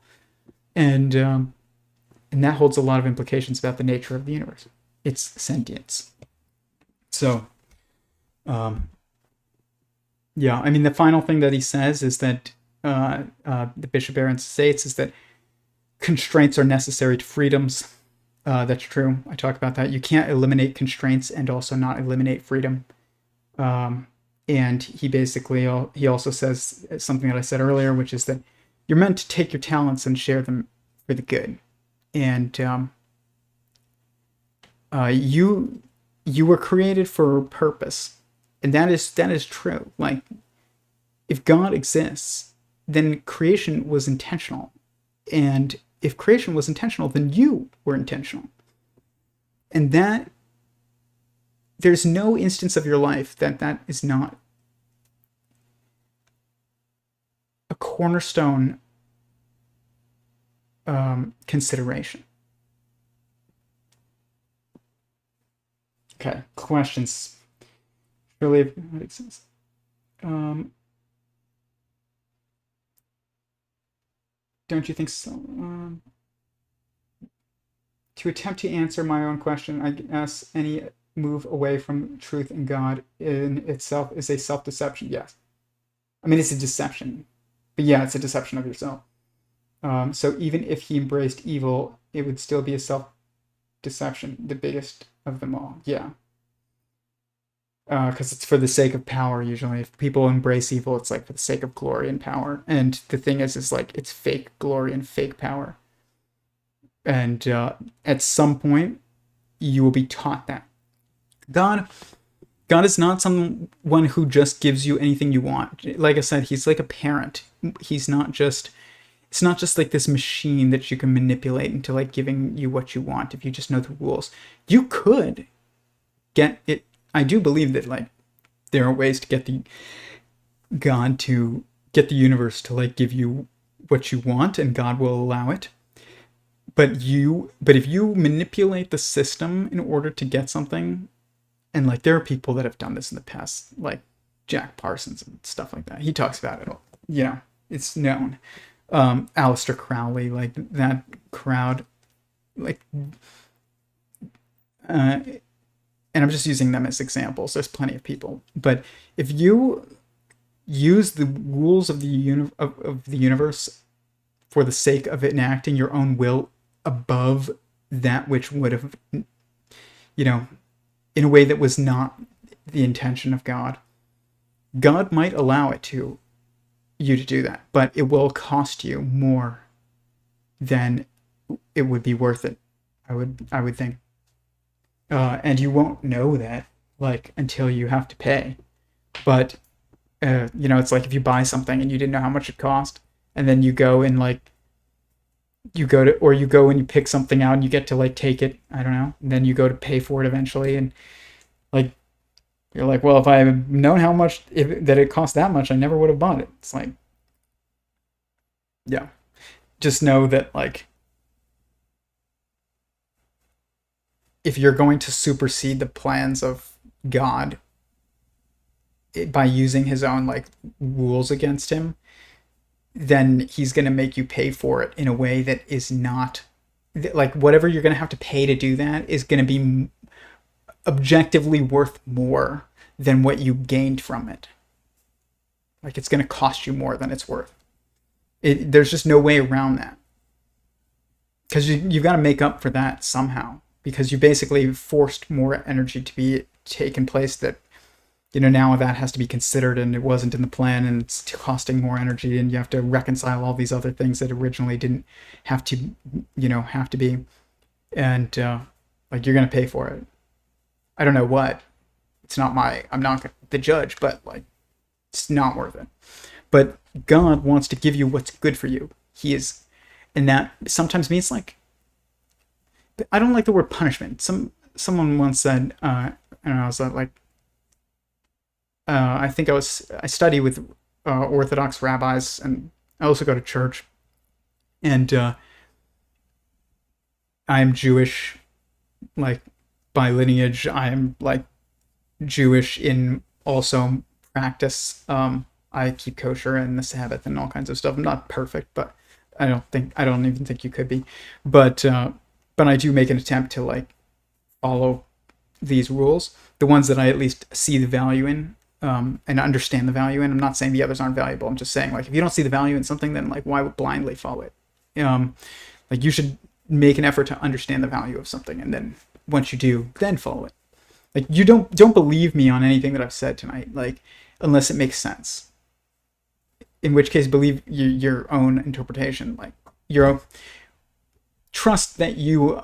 If I tell you something and you're like, that makes sense, don't just reject it, obviously, because it goes against something that you would want to be true. But, like, you have to search for truth. Like I said, I am a Second Amendment advocate, but like I have objectively examined that very deeply of like, where is the limit? Is there an objective limit on like what you can be or should be or allowed to have? And it's nothing, by the way, like the answer to that is remote control. Like that's the answer to that. That's the main answer to that. It's not like what we normally have in discussions in society, but like drones are like where like remote access and remote control is where like the objective hard line in reality is of like where you should have a limit of like your abilities, for the most part. Like, it's not the only limit, but it is the line where like you will eventually lose your control. So like I would say like the Second Amendment doesn't mean that you have, or self-defense right. I don't want to say Second Amendment. Self-defense rights would mean that you have the right to a semi-automatic rifle. It does not mean though that you have the right to like an armed drone. That's what like I think would be the objective answer to that.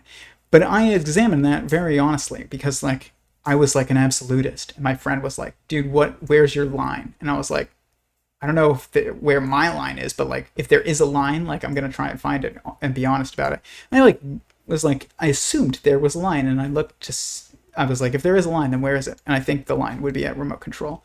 But if you are like the abortion rights that we just covered, or some other right those are two very fundamental rights in society right now. They're the most fundamental rights, actually. I would think they're more fundamental than even like they're as fundamental maybe as like freedom of speech, but it may be more fundamental, but they're at least as fundamental, because one of them is your ability to control yourself, like your environment, like your ability to act in your environment is like what tool rights or weapons rights, self-defense rights are. It's the right to defend your own environment. Abortion rights are about much more than just abortion. They are about like they aren't made to be about this, and people who believe in abortion rights usually would be like believe that you should be forced to take certain shots, which is just illogical inconsistency. But they are actually, when you you're starting from a honest foundation about this that is objective, it's about your sovereignty over yourself and what is within you. Whereas like in how it relates to within you, like, and the other side of that is like your sovereignty and how you relate to the world around you is like weapons rights or self-defense rights. Freedom of speech would be like, your ability to communicate. But these are very fundamental rights. But the thing is that all rights they don't just exist for the sake of existing.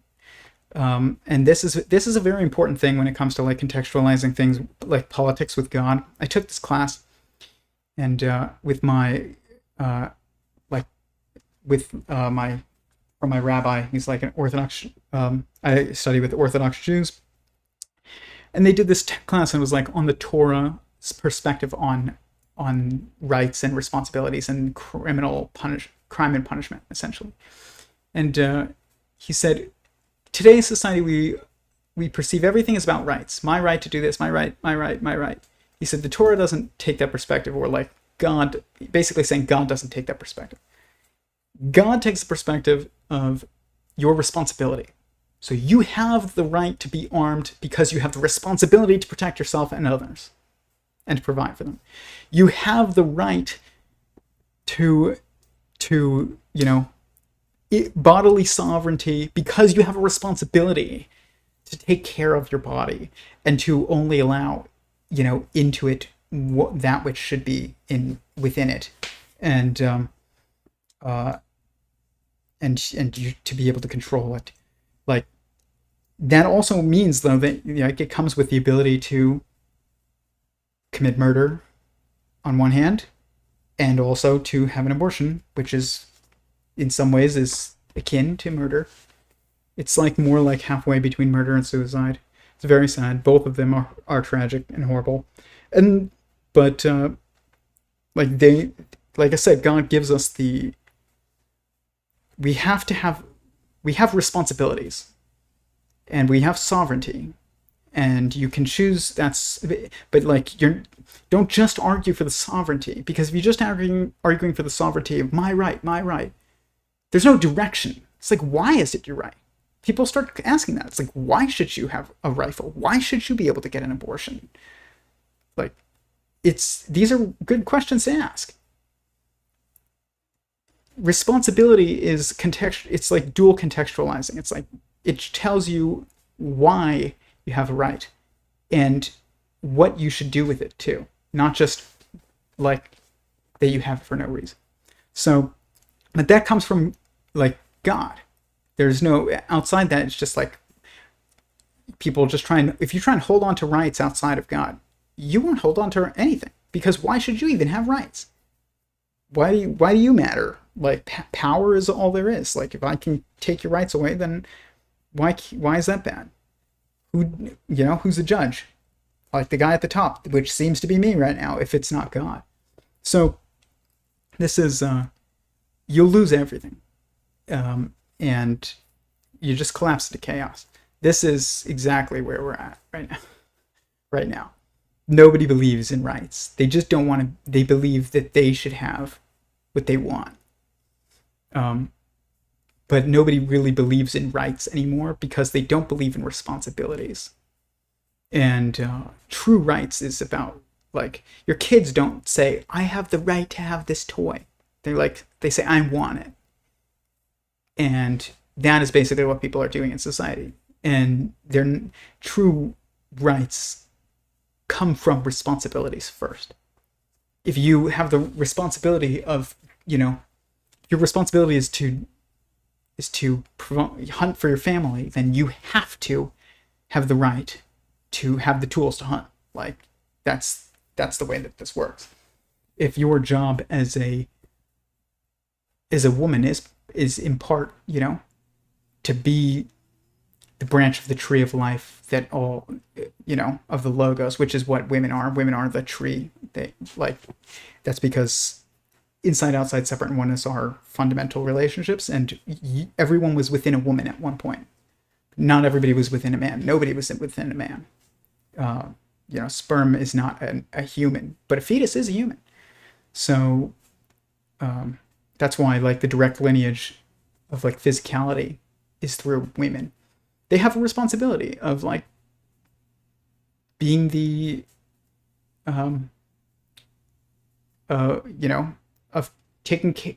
of caretaking that responsibility, of being that vessel.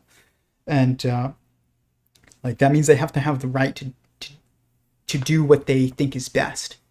That doesn't mean that, like, they can do whatever they want and without any moral consequences. But same thing with men, So this is the thing that the theory of everything is really there's two things that are the threats to that are going to be like the biggest contentions regarding the theory of everything. Well, three. One is it implies an objective morality. Two, it implies a it doesn't invalidate, but it allows for people who truly understand the fundamental pattern to like jump between fields, which kind of means that sometimes people's specialties are invalidated. This is, or superseded. They're not invalidated, but they're going to feel invalidated. If I can jump from field to field to field to field because I understand metaphysics, then like people are, like that's a threat to like the entire system of degrees, and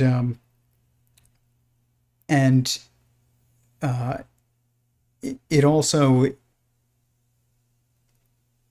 it implies, I mean, it implies a lot, but that's probably the main thing. But that's going to be like the most contentious, is like it implies an objective morality, and also it means that there is only one pattern, and that pattern kind of like it does like you could know, if you understand that pattern, you can understand chemistry and physics and you know, biology and politics and stuff. But it's not, you have to contextualize it, so it's not that easy. You have to learn. Like, I don't know enough about chemistry, to be honest, to be able to like tell you exactly where these patterns always occur. Some of them, but no, like I'm not a chemistry expert. I'm not even a quantum physics expert, but I know enough to where I can talk about this at this point. And I'm getting close to like,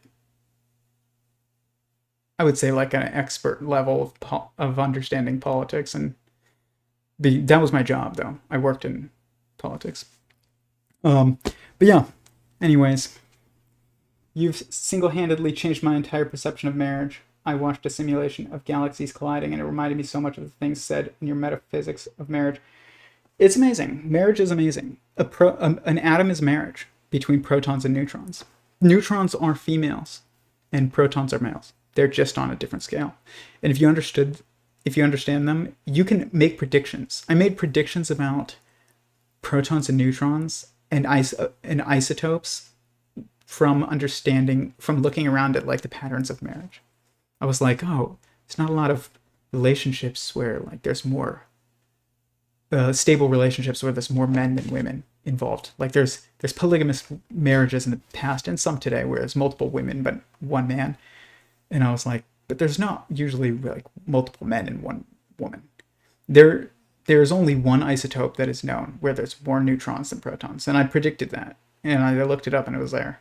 Like marriage, when they say in religion, like marriage is made by God, it is not a human construct. It's not a human construct. Marriage is complementary, lifelong bonded relationship or partnership. That's what it is. And it happens in different ways. The universe and God. The universe is like the offspring of God, and it's also like the wife of God. And gives God meaning. Just like, you know, your wife gives man meaning. Men without a job or without a wife have no meaning. Like, or they feel no meaning. I'm not saying they're meaningless. It just means that they need to find it. Like, this is, you can understand women very well by looking at neutrons, and like men very well by looking at protons. Marriage is made by God. It is a structure that is found on every level of the periodicity of sentience, or the lineage of logos, or whatever you want to call it. Objective holonic, you know, quasi-periodic growth pattern.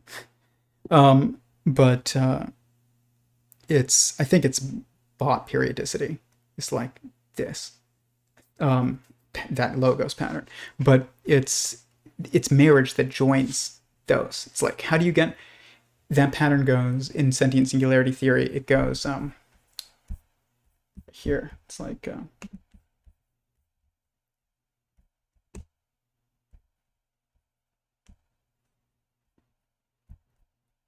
information and energy is a quark, which isn't sentient.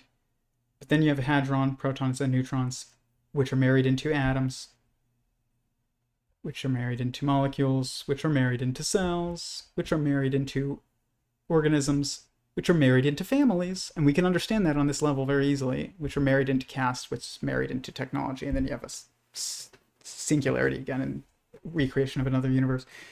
But marriage structure is what bonds every single one of these things.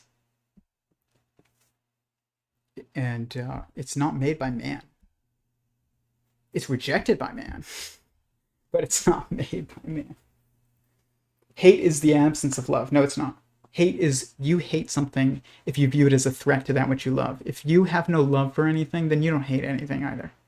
Like, why would you hate something? Like, if something's not a threat, you hate something that threatens what you love. If it's not, doesn't threaten anything that you love, why do you hate it? So hate is not the absence of love. It's not the opposite of love. It is part of it. It's just like what happens when you view something as threat to that which you love. If you want to eliminate hate and not also eliminate love, and if you want to keep love and not eliminate hate, you have to eliminate the threats, the perception of threats to that which you love. And I once ask myself, like, how would you do that? Like, how would we have a society in which nobody hated each other? And I was like, well, hate is the perception of, like you hate things that you perceive as a threat to that which you love. How would you, like, what would have to change for you to not perceive anything as a threat to that which you love? I started, like, writing them out, and I ended up writing basically the 10 Commandments. I wasn't finished by the time I stopped, and I realized, and I was like, do not steal. Do not try and get your, neighbor's things. And do not, cheat on your spouse. Like, do not murder. Do not steal. Do not lie. Like, and I was like, now I get the importance of those things. Like, they are, those rules, the 10 Commandments, I'm going to do an entire video on those. I'm going to review PragerU's 10 Commandment videos, which I used to work for them, and I'm not, I'm forever grateful to those people, and I still know them, and I'm forever grateful for my time there. It definitely has gone in a direction that is not, I don't think it's very, it's not as useful as it could be, but that 10 Commandment series of videos that Dennis Prager made years ago, is one of the greatest pieces of content on the internet. It will teach you. I mean, if only I could teach my kids, if I could be like, they truly have to understand some piece of content that is on the internet, and I could pick any of them, it would be that, because it would teach them right and wrong, and explain why. But I'm gonna do a review of it. They're outstanding. Regardless of your opinion of the organization in general, I have my differences that are far deeper than your differences, trust me. But there's meaning to everyone, and that piece of content is incredible. But yeah.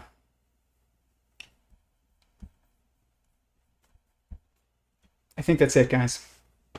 Please hit the like button. There's 10 people watching and only 8 likes. I'm not trying to be pushy, but it does help the algorithm. If you found this valuable, make sure that you've hit the notification button. These streams are never this long anymore. They used to be, but this one is about God, and it was long. I will do a shorter one eventually, but this topic is very far-reaching. It's as far-reaching as anything it's got. And but I highly suggest watching the entire stream that they did. It was far shorter than this one. And if you'd like to join our Discord and participate in our open live calls on Thursday evenings, send me a private message on Instagram. The link is below to my Instagram. If you'd like to support this project financially, that'd be greatly appreciated as well. It's not required, obviously, but it is helpful. I got lights with that money and a new camera and stuff at some point, and I'm looking to get a new computer. So it does help offset the costs of these things. But the Patreon is below. Our Discord community has different channels for all different topics, and it's a really good group. But you have to ask me for the link if you want to join on Instagram. And then I will be back on Tuesday of next week. I'm going to try and keep these to like 7, but they're always between 7 and 8. But if you have any further questions, any comments, thoughts on this content, comment down below. And just reiterating what I said in the beginning, very appreciative of and grateful for Lex Fridman for having Bishop Barron on his show. It was great. And glad Bishop Barron decided to go on. It was, that was a great discussion. And also, still working on the paper. It's coming up soon. I'm not going to tell you which date because it's just, my life is too crazy for that, but it is coming soon. The paper on sentient singularity theory. And trying to think what else. Oh yeah, thank you to Kurt Jaimungal again for sharing this channel and recommending it. So, and thank you to everybody watching. Like, I do this because the live people inspire me.